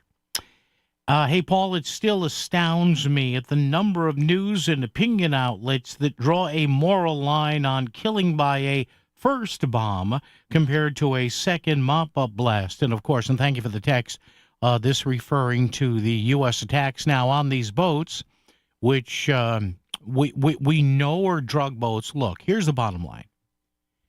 If this wasn't on video, none of this would be happening. And the Trump White House is confident enough in this that they're releasing these videos. Now, they're going to release, I don't know whether or not they've come to a final decision on releasing the video that was viewed today by Jim Himes and a few other people. Listen, again, here's my point. This is complicated maritime law, international war law. I get it. I understand it. There's something such as war crimes. But looking at this from a strategic point of view, strategery, as number 43 used to say, progressives out there, the anti-Trump bunch, which is at least maybe half the country, if not more, pump the brakes on this a little bit. Again, we're not talking about U.S. hits on a Carnival cruise line. This is not about a U.S. missile attack from a destroyer or whatever, an aircraft on a Disney cruise. These are not fishing boats. Now, I don't know maritime law. I don't know the laws of engagement, the Geneva Conventions, whatever. I get that. It's not that I'm discounting that, but from a strategic point of view, you gotta be, and I would imagine there are people telling Mr. Himes and Mr. Blumenthal and Chris Murphy they're all nuts. Listen, they're not all nuts, but there's a point where you've made your point, and you wonder now if even some people who hate Trump, who despise Donald Trump, are saying, all right, we don't like Trump, but come on, these are drug dealers, and we know it now. Drug mules, I'm sorry. The AP came out with a couple of detailed stories, good journalism on their part. The Wall Street Journal just did. There was one or two broadcast outlets here. So again, if you're anti-Trump, if you want to nick him up or get some body blows, and haven't you done that already? Because I got to tell you, if you release this video, which I think they probably will, but we've seen all the other videos. If you release these videos, I'm telling you, at least half the country, if not more, if they see a second hit wiping out people, you know what people are going to say? And you may not agree with it. I'm not telling you have to agree with it. You know what people might say? Don't run drugs. There's an easy way not to get blown out of the water by a U.S. munition. Don't run drugs. Now, I'm sure there are some people saying, hey, we have to be better than that and this and that. Okay, maybe we do. But again, read the room on this. Read the room. But they're still desperate. You know, the opposition to Trump, and I'm not saying you have to love or hate the guy, but they scored nothing after the government shutdown. So far, they have nothing yet. Now, will the Epstein files be released? How many redactions? Nobody. But have the Epstein files really done anything? And now we're on to the boats carrying, admittedly, millions of dollars of drugs that may try to addict Americans. You think, honestly, you think people are really bent out of shape about that? Oh, they say what they want to say. You know, in their coffee clutch at work. Oh, my God, aren't those boat strikes just horrible? Oh, my God, we have to be better than that. Then when they leave work, they're like, yeah. So thank you, yes, to this person who texted in. Yeah, I get, but with all due respect, I guess there are rules of war, rules of engagement. I get it. I'm not saying there aren't. But to a lot of people saying, we're going to get Trump on this, read the rule. You know how you get Trump? You know how you get the Republicans in 2026? Run normal people. Run normal people. Everybody's all agog the other day. Oh, my God, look at that. Afton Ben, the Republican in Tennessee 07. Look at that. He barely held on. I saw one headline that said Republican hangs on. Barely hung on. He won by 8.5 points. I know Trump won the district by 22. You know what that tells me? The Democrats might have run. They might have won Tennessee 07 the other night had they run somebody normal. They ran somebody who was bad-mouthing part of her district, who claims to have forgotten her tweets back in 2020 and 2021 about that defund the police garbage. And look, we got close. Geez, you might have won if you ran somebody with a brain. So again, to all my friends out there who despise Trump, and Lord knows I've got my problems with him, but you know how you retake one house or maybe two houses of Congress, maybe the White House in 2028? Run somebody normal. Act normally. Don't rely on, they had a second attack on a drug boat. Nobody cares. Run normal candidates. That could work. And stop kowtowing. Here's another thing my Democratic friends may want to do. Stop kowtowing to the loony anti-Semitic left in your party. Why do I say this? Do you see this? Now, remember back pre the election in 2024. Everybody was saying the no-brainer pick for Kamala Harris's VP was Josh Shapiro. Young guy, good-looking, kind of moderate on some things, kind of progressive on other things, but he came from a kind of a purple state, 19 electoral votes. They didn't pick him. And I kept telling you folks, they weren't going to pick him because he's Jewish. And the psychotic left of the Democratic Party would not stand for that. So now Josh Shapiro, according to this story here in The Hill, he's kind of kept his mouth shut over the past year or so. Well, apparently he is now in full blank you and the horse you rode in on mode. Get this. And again, maybe Mr. Trump and Mr. Vance would have still won, but come on. You don't think that Josh Shapiro would have been a better pick than that imbecile Tim Walz? From The Hill, Pennsylvania Governor Josh Shapiro accused former VP Kamala Harris of telling blatant lies to write her post-campaign memoir, 107 Days, and, quote, cover her ass, unquote, according to a profile about the governor in The Atlantic on Wednesday. Reporter Tim Alberta described Shapiro as between outrage and exasperation as I relayed the excerpts about him from Harris's book. Now get this. She accused Shapiro of taking over the conversation when he was interviewed by her to be her running mate, allegedly insisting on being in the room for every decision, Alberta wrote. Shapiro asked, she wrote that in her book? That's complete bull. I can tell you her accounts are just blatant lies. Governor, I don't doubt you. You know how you may have been off-putting? You were using complete sentences. You weren't serving up word salads like the woman interviewing you. Alberta told Shapiro about some of the questions Harris recounted him asking her during the interview, including one about the size of the VP's Naval Observatory home and if the governor could loan Pennsylvania art for the residents. Shapiro defended himself and said anyone would ask questions if somebody was talking to you about forming a partnership and working together.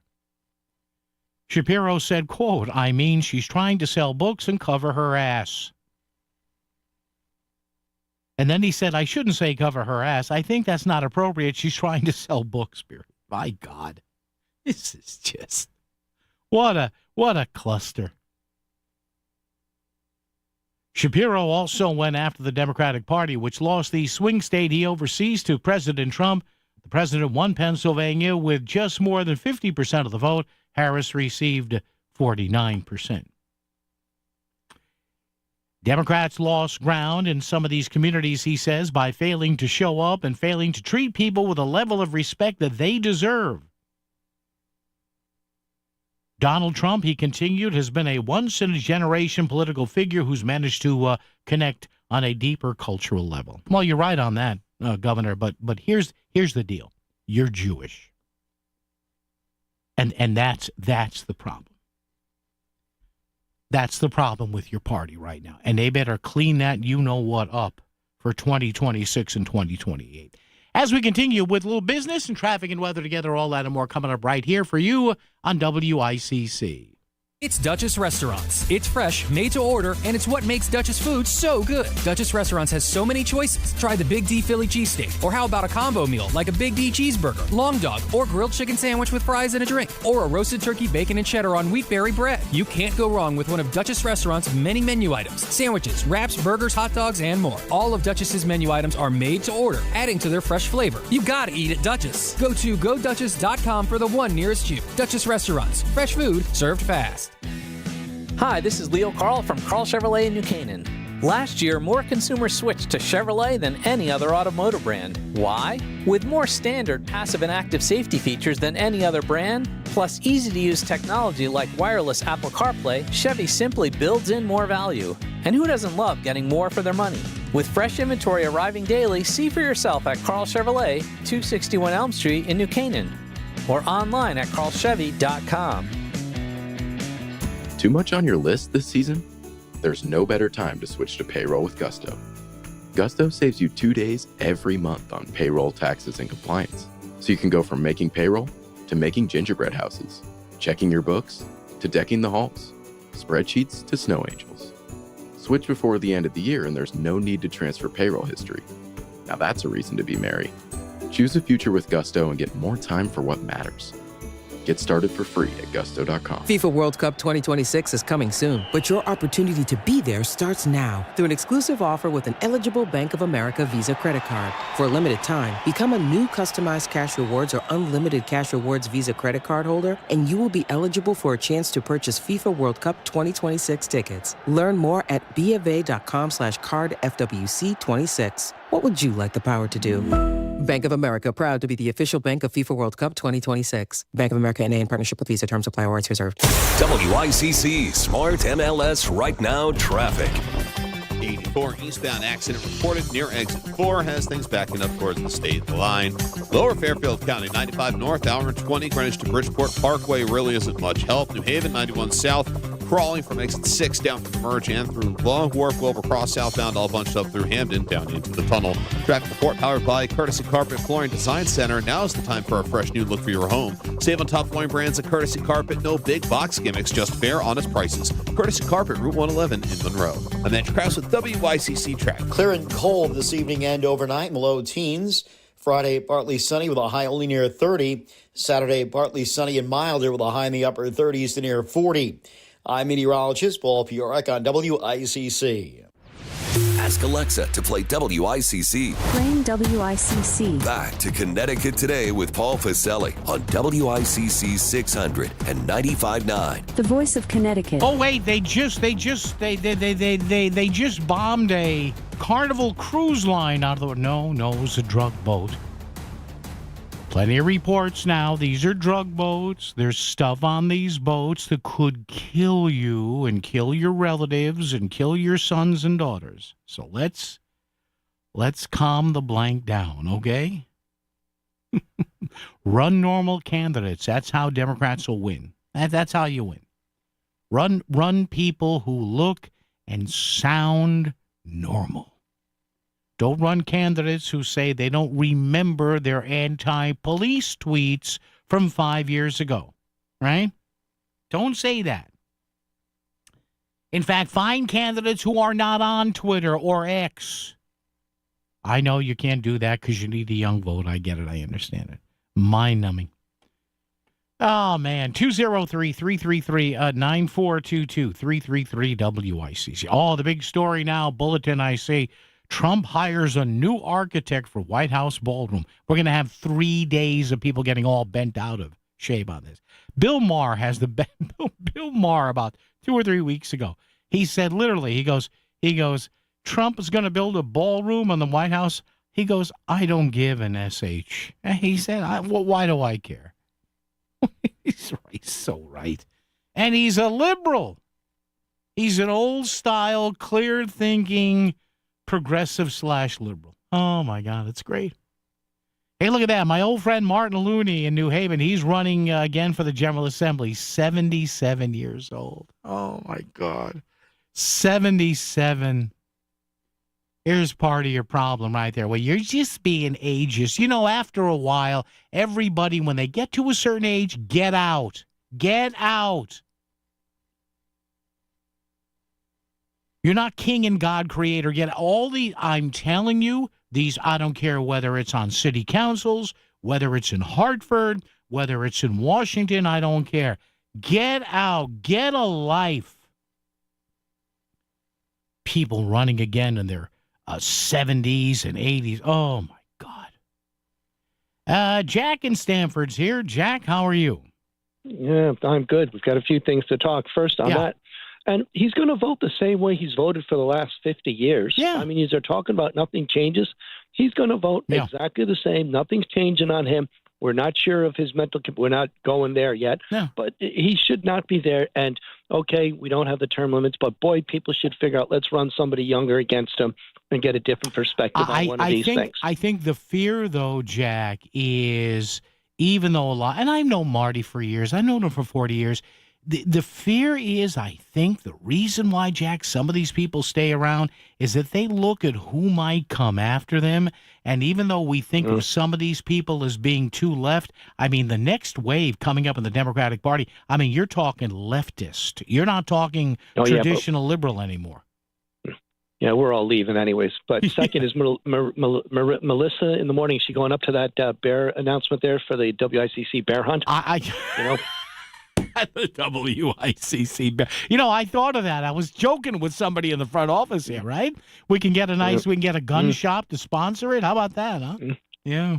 I'm sure. Or what is it, the big tackle store in Bridgeport there, the place at the harbor? Oh, yeah. A sports store. Yeah. Yeah, you know what it is. Yeah. Needless to say, you and I aren't exactly going to too much. But the reason I wanted to speak to you is at the Thanksgiving Day parade in Stamford, I heard your colleague there, and I said, "What? Who? I know that voice." Yeah. And I stopped right in front of you when I was watching the team holding the balloons, and I was going to yell out to you, but you had started speaking. I was like, "Oh my gosh, I know Chris." And then I go, "Oh, look at that. Who's next?" Yeah. Well, who do you had think? started speaking. Well, yeah. But I didn't know you were there. And then we moved, and I had to go down. And I had to go to Bobby Valentine's, and follow the NFL 32. Some people track the S&P 500. Yeah, I know you. And then, but I said, there he is, and I didn't even get to yell. If come you weren't on, speaking, next year. If you had not started speaking, I would have yelled out to you because you would have seen him. My barber noticed me. He caught me and everything. He goes, "Hey, so my fan club there." All right, listen. But I saw you guys there. Well, thanks. You should have stopped and tugged on my leg. Yeah. What do we got? We got Dallas and the Lions tonight. What are you doing with that? Are you doing anything with that? Well, I have the Lions as a long shot from before preseason. Yeah. You put $10 down, you win $1 million and everything. So I've been supporting the Detroit there. A couple of guys in the office are going for Dallas, but I said, I don't know. It's Detroit at home. Dallas. They think the Dallas team from the '70s with Roger Staubach. Yeah, but they've been playing well. They've been scoring a lot. They have. And the guys that know what they're talking about, they told me Detroit, the number one target's not playing tonight or something. Yeah, I'm on Ross St. Brown. Yeah, he's got a bad ankle. Yeah, he's like me. He's got a bad ankle. Yeah. So we're at that. So we got the bear hunt going. Hey, in Stamford, it's good to know that the Belltown militia here in Stamford is so well armed with AK-47s and pipe bombs. Oh, man. What militia was that, by the way? Well, that's the Belltown part of Stamford where that incident yesterday happened. Okay. Yeah, not too far from. I was like, oh my gosh. Okay. How's work, Jack? How's any interesting? I don't want you to give me any names, but any interesting client encounters over the past week or so? No, it's right now we're really just starting to get ready for a bit of a Christmas break. We're doing some calculations. Okay. I'm focusing on a lot of billing. I got to get paid for all that fabulous work I provide. You got to get paid. Yeah. Come on. So we're working on that, and there's no great stories. We're all just looking forward because we'll be closed for the Christmas break. Oh, good. That's good. So, that's good. No, don't overwork we're yourself. Looking forward to that. And well, hey, come on. We hit the ground running in January, and that's it till April. We have a rough time ahead of us there. So we take it easy here. Right. We were there, though. We were at the parade and everything. And well, oh, my gosh, I know these dudes. Yeah. Well, Jack, thanks, man. We'll appreciate it. We'll talk to you next week or Monday or Tuesday, whatever. You got a yank on my leg. Now, the reason I say that is because I'm on an elevated platform. And by the way, Jack, thanks for reminding me of that. Yeah, I don't think I mentioned that since I got back. Yeah, the holiday parade in Stamford on the Sunday the 23rd, then it was off all last week. That's a great time. I really love doing that event. We're in a great location there. Chris and I had our scripts. It was really fun. A lot of people waving to us, saying hi. Yeah, they look at me, they say, "Oh, yeah, where's Melissa?" And it's, that's the story of my life. Oh, you're Paul? Yes. Hi, nice. Oh, yeah, I listen to you sometimes. Where's Melissa? She's over there. Traffic and weather together right here on WICC. WICC Smart MLS Right Now traffic. 84 eastbound accident reported near exit 4 has things backing up towards the state line. Lower Fairfield County, 95 north, hour and 20, Greenwich to Bridgeport Parkway really isn't much help. New Haven, 91 south, crawling from exit 6 down through the merge and through Long Wharf, Wilbur Cross southbound, all bunched up through Hamden down into the tunnel. Traffic report powered by Courtesy Carpet Flooring Design Center. Now is the time for a fresh new look for your home. Save on top flooring brands at Courtesy Carpet. No big box gimmicks, just fair, honest prices. Courtesy Carpet, Route 111 in Monroe. I'm Andrew Krause with WICC traffic. For this evening and tonight, mainly clear, cold, and low teens. Partly sunny Friday with a high only near 30. Saturday, partly sunny and milder with a high in the upper 30s to near 40. I'm meteorologist Paul Piorek on WICC. Are the taxes on your financial savings cutting into your retirement? Do you truly understand the taxes on your IRAs and 401ks? Would you like a future where your taxes are minimized and investments are sound? If you're nearing or in retirement, have at least a $250,000 portfolio, Bridgelight Financial Advisors can help. Call for a complimentary consultation. They'll show you real tax savings on your savings. 203-795-7080. 203-795-7080. Bridgelight Financial Advisors, your retirement tax strategy specialists. Man, I love my kids so much. I once sat for 3 hours in the cold rain to watch her soccer team lose by 18 goals. I love my kids so much, I once used a tube to suck snot out of her stuffed nose at 3 a.m. You win. Love your kids? Love them enough to make sure they're in the right car seat. From toddlers to tweens, visit nhtsa.gov/the right seat to find the right seat for their age and size. Keep them safe. Visit nhtsa.gov/the right seat. Brought to you by the National Highway Traffic Safety Administration and the Ad Council.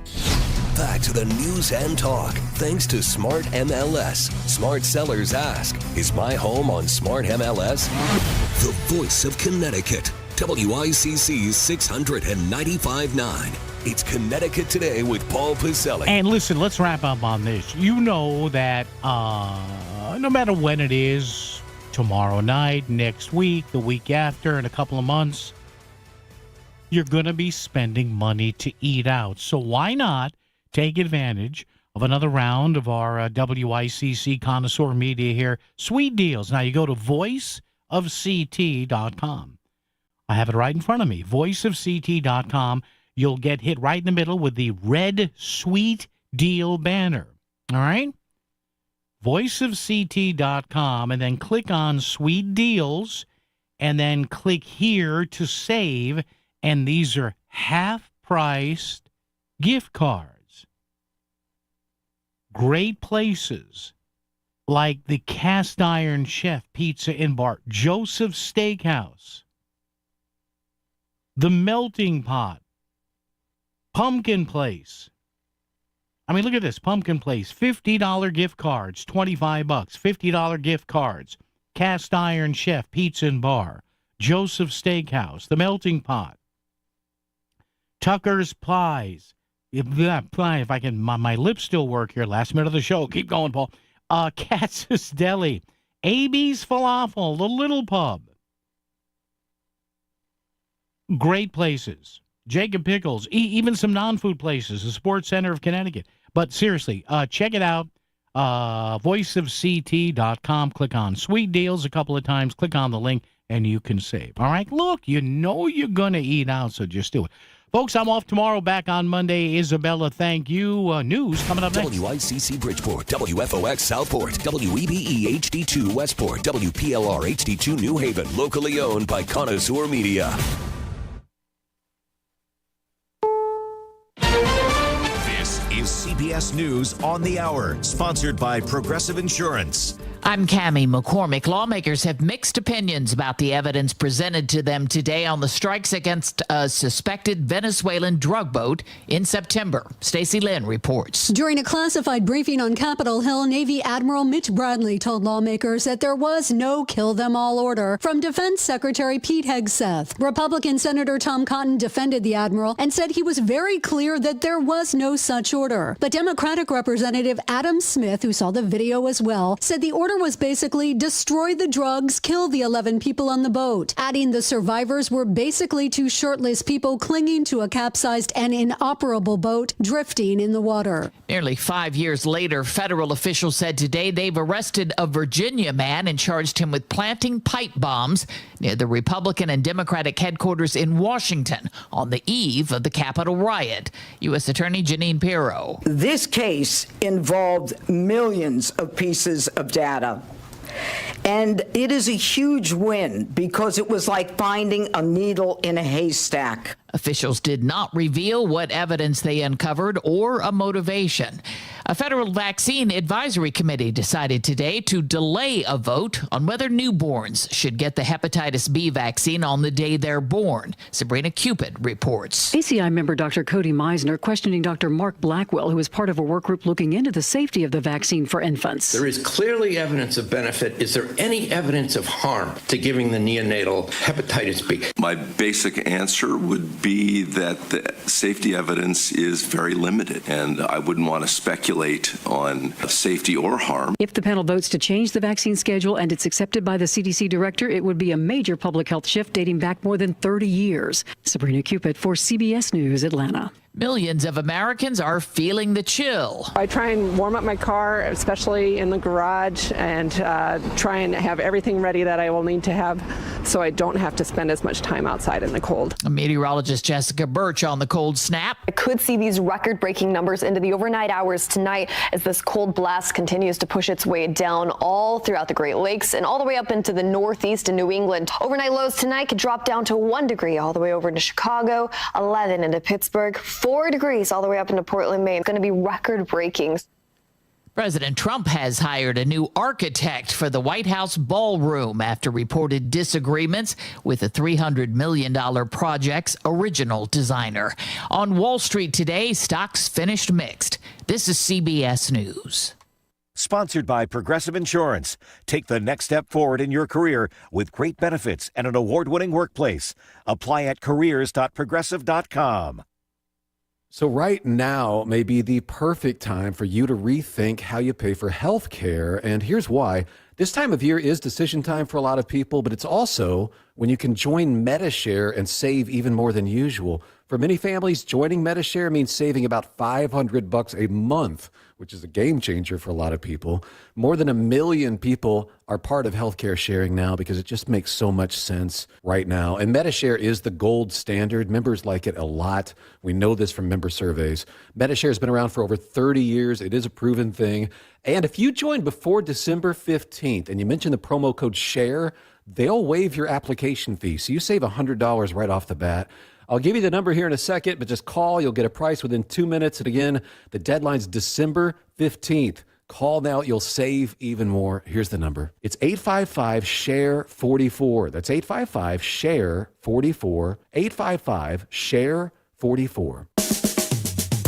WICC 695.9, the voice of Connecticut, with something you might have missed on Melissa in the Morning. We're doing our monthly check-in with Renee Dobis of Connecticut Housing Partners, which is a nonprofit that's been in Connecticut creating workforce and affordable housing in the state for well over 30 years. And I like to check in with Renee and talk everything housing in the state of Connecticut because she obviously is connected to everybody across the state who's really involved with our housing situation, has great perspective, and has obviously been in the industry for a very long time. And Renee, obviously there's been a lot of focus on this most recent housing bill that was signed into law right before the Thanksgiving break. And it's sort of partisan for obvious reasons, but it's interesting to me because I have not been able to read the context yet of the bill. And I know that you do have the document. What can you say about it now that we've seen the actual language? What do you think about it? And welcome back. Oh, thank you. Good morning, everyone. So basically, my opinion of it is that they just returned what has already taken place. So right now, what was supposed to be happening is every municipality was supposed to put forth a plan to have 10% of their housing stock be affordable. They removed the 10% requirement, Each municipality has to continue to put forth a plan, but there doesn't seem to be any sticks attached to it. They can either do their own plan or they can follow the regional plan. So there'll be regions that will be having a plan as well. If a municipality chooses to do their own plan, it has to follow the same elements of the regional plan. So they have to talk about how they're going to increase affordable housing, what their goals are, and then it has to be approved by OPM. If a municipality puts forth a plan that's approved by OPM, they will have the ability to apply for grants to help build out infrastructure such as sewer and water and things like that to help support the building of additional affordable housing. Also, the regional – oh, go ahead. No. Keep going. You're good. Okay. So it's encouraging all the municipalities to put in a priority zone, which would be about 10% of the developable land that they have in their municipalities, and that this priority zone then would grant as a right for someone like me to come in and build in the priority zone. So I wouldn't get any pushback in theory from the municipality. And so they put parameters around that as well, that I could put 10 units per acre. So if I wanted to build a 40-unit development, I would need 4 acres to do that. They also talk about parking. So right now, most municipalities have a formula of, say, 1.5 parking spaces per unit. This outlines and states that for every 1-bedroom unit, you have to have 1 parking space. For every 2-bedroom, you have to have 2 spaces. So what does that mean? If I'm building a 40-unit development and half is, let's say they're all, if I'm building 40 units and they're all 2 bedrooms and it's 1.5 per space, right now, that's 60 parking spaces. If it's 2 bedrooms times the 2, now I have to have 80 parking spaces. So they've increased basically what parking requirements are needed. Which means that impacts how much land you need and things like that to be able to build effectively. So, basically to me, I see no improvement. I see no encouragement. It's basically just, okay, put a report together. OPM will have to approve it. Then they're going to put this 17-member commission together to kind of look at everybody's plans. But there is absolutely no language on if a municipality opts out or doesn't do what they're supposed to do or it's not effective, what the consequences are. So how do you have a law with no consequences? I don't understand. So it's interesting, Renee, because, and I this is where I don't like politics. I tell you, I don't like it because, if it sounds like the people who were upset about the first bill that the governor vetoed, they were worried about a lot of the things that you're talking about. And, when I've talked to people like Joe DeLong of CCM, talked to people like you of CHP, you're coming from just a housing perspective, taking the politics out of it. Here's what we're dealing with. And I think it's frustrating because you hear one side that's like, hey, this is what's happening. I mean, to the point that this was in one of my newscasts that I did this week, that there's now a host for Newsmax that's really weighing the option of running as a Republican candidate for governor here in Connecticut, Betsy McCoy.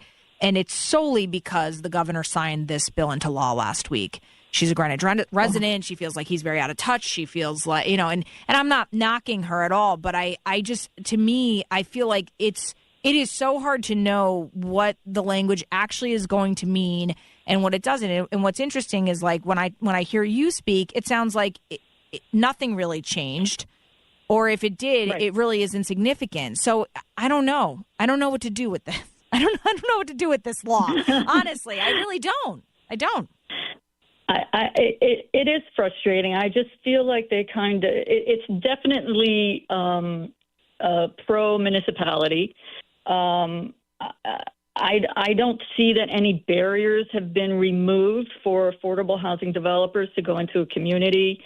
I feel like the same barriers are still there, and there isn't enough push or effort of our state as a whole to really understand that affordable housing is really required in our communities, that, you know, it's going to impact us in an economical way, that our young people coming out of college can't afford to live here, so we'll have a brain drain. I mean, this impacts our lives in so many different ways.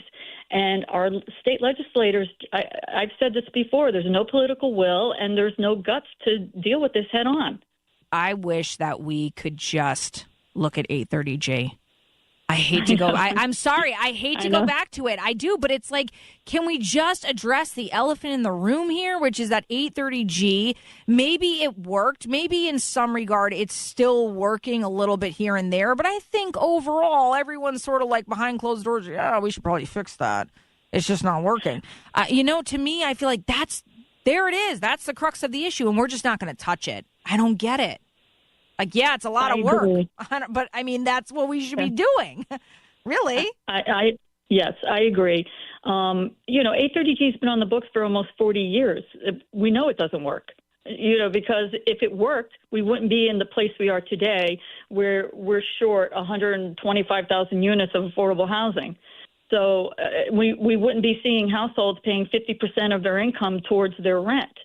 So it really is. We're really almost in an emergency situation here, and it needs to be treated like an emergency, and it isn't. It's they really buckled under the pressure from the municipalities. That's how I feel. It feels like, regardless of if you felt like the bill was damaging, so there are some who feel like it's damaging, and then there are some like yourself who feel like it doesn't do anything, really. It doesn't do anything. It doesn't do enough. So regardless of what side you're on with that argument, everybody, it feels like, agrees that the fact that it was done behind closed doors, why was this pushed through a special session with no public hearing, that's a loss for Connecticut. Yes, I agree. Because this, you know, especially something that impacts the entire state, there should be a public hearing on it. And I find it insane that there wasn't. Mm-hmm. Well, it sounds like a lot of people do, I should say. Not everybody, I shouldn't say that. Never everybody and nobody.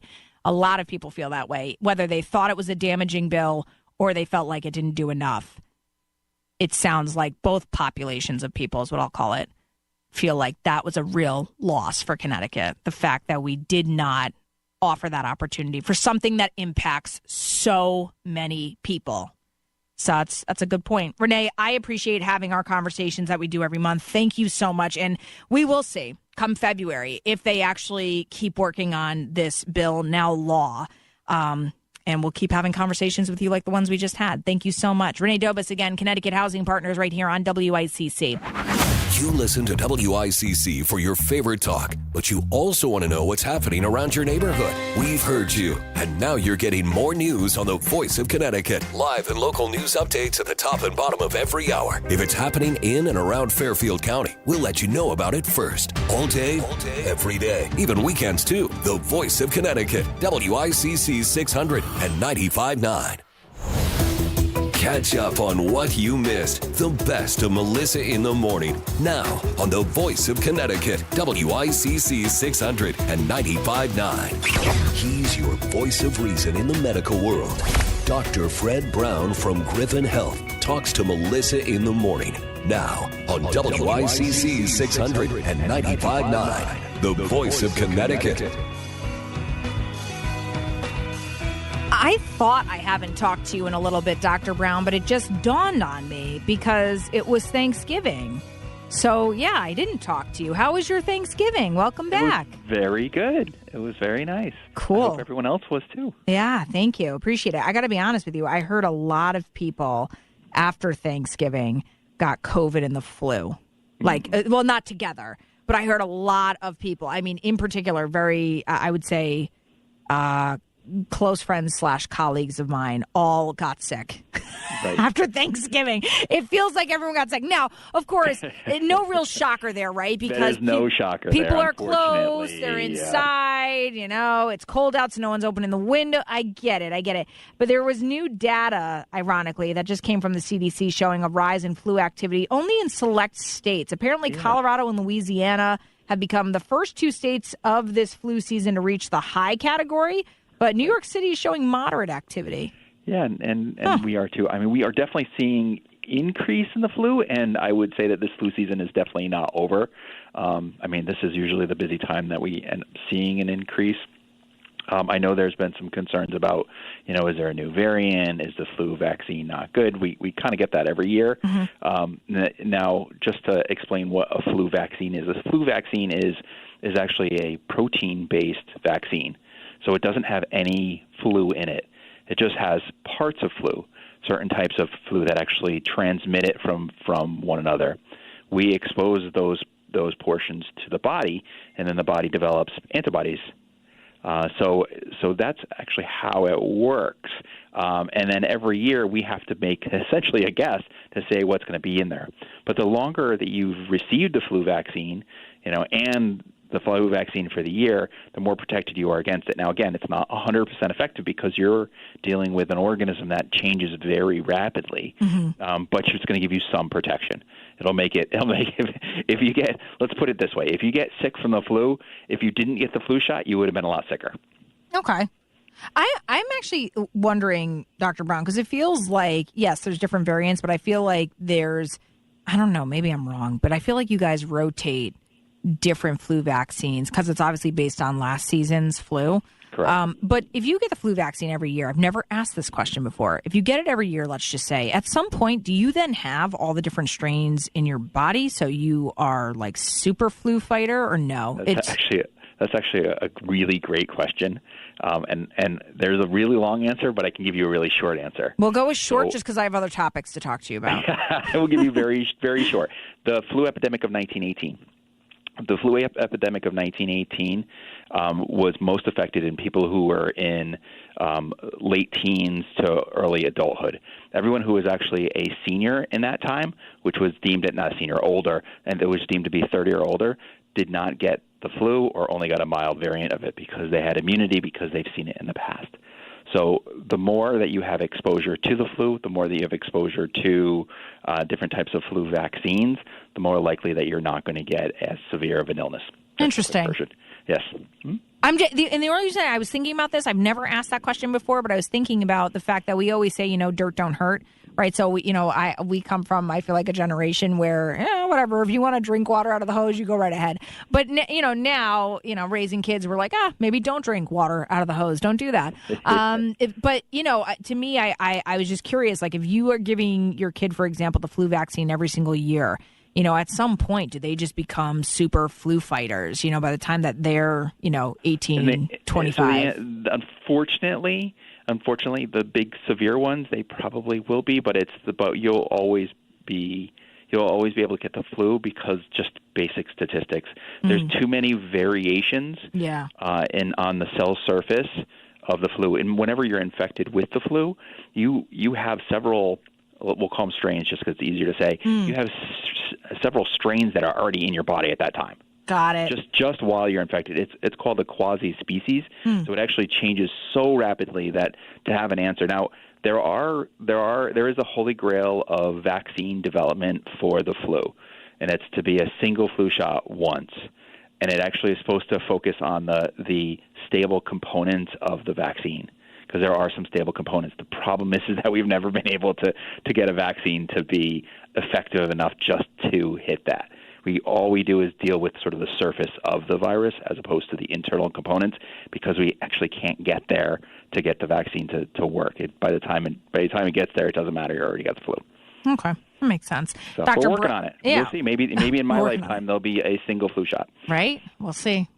Dr. Brown is here. And speaking of shots, there's new research suggesting that the 2-dose shingles vaccine may slow the progression of dementia.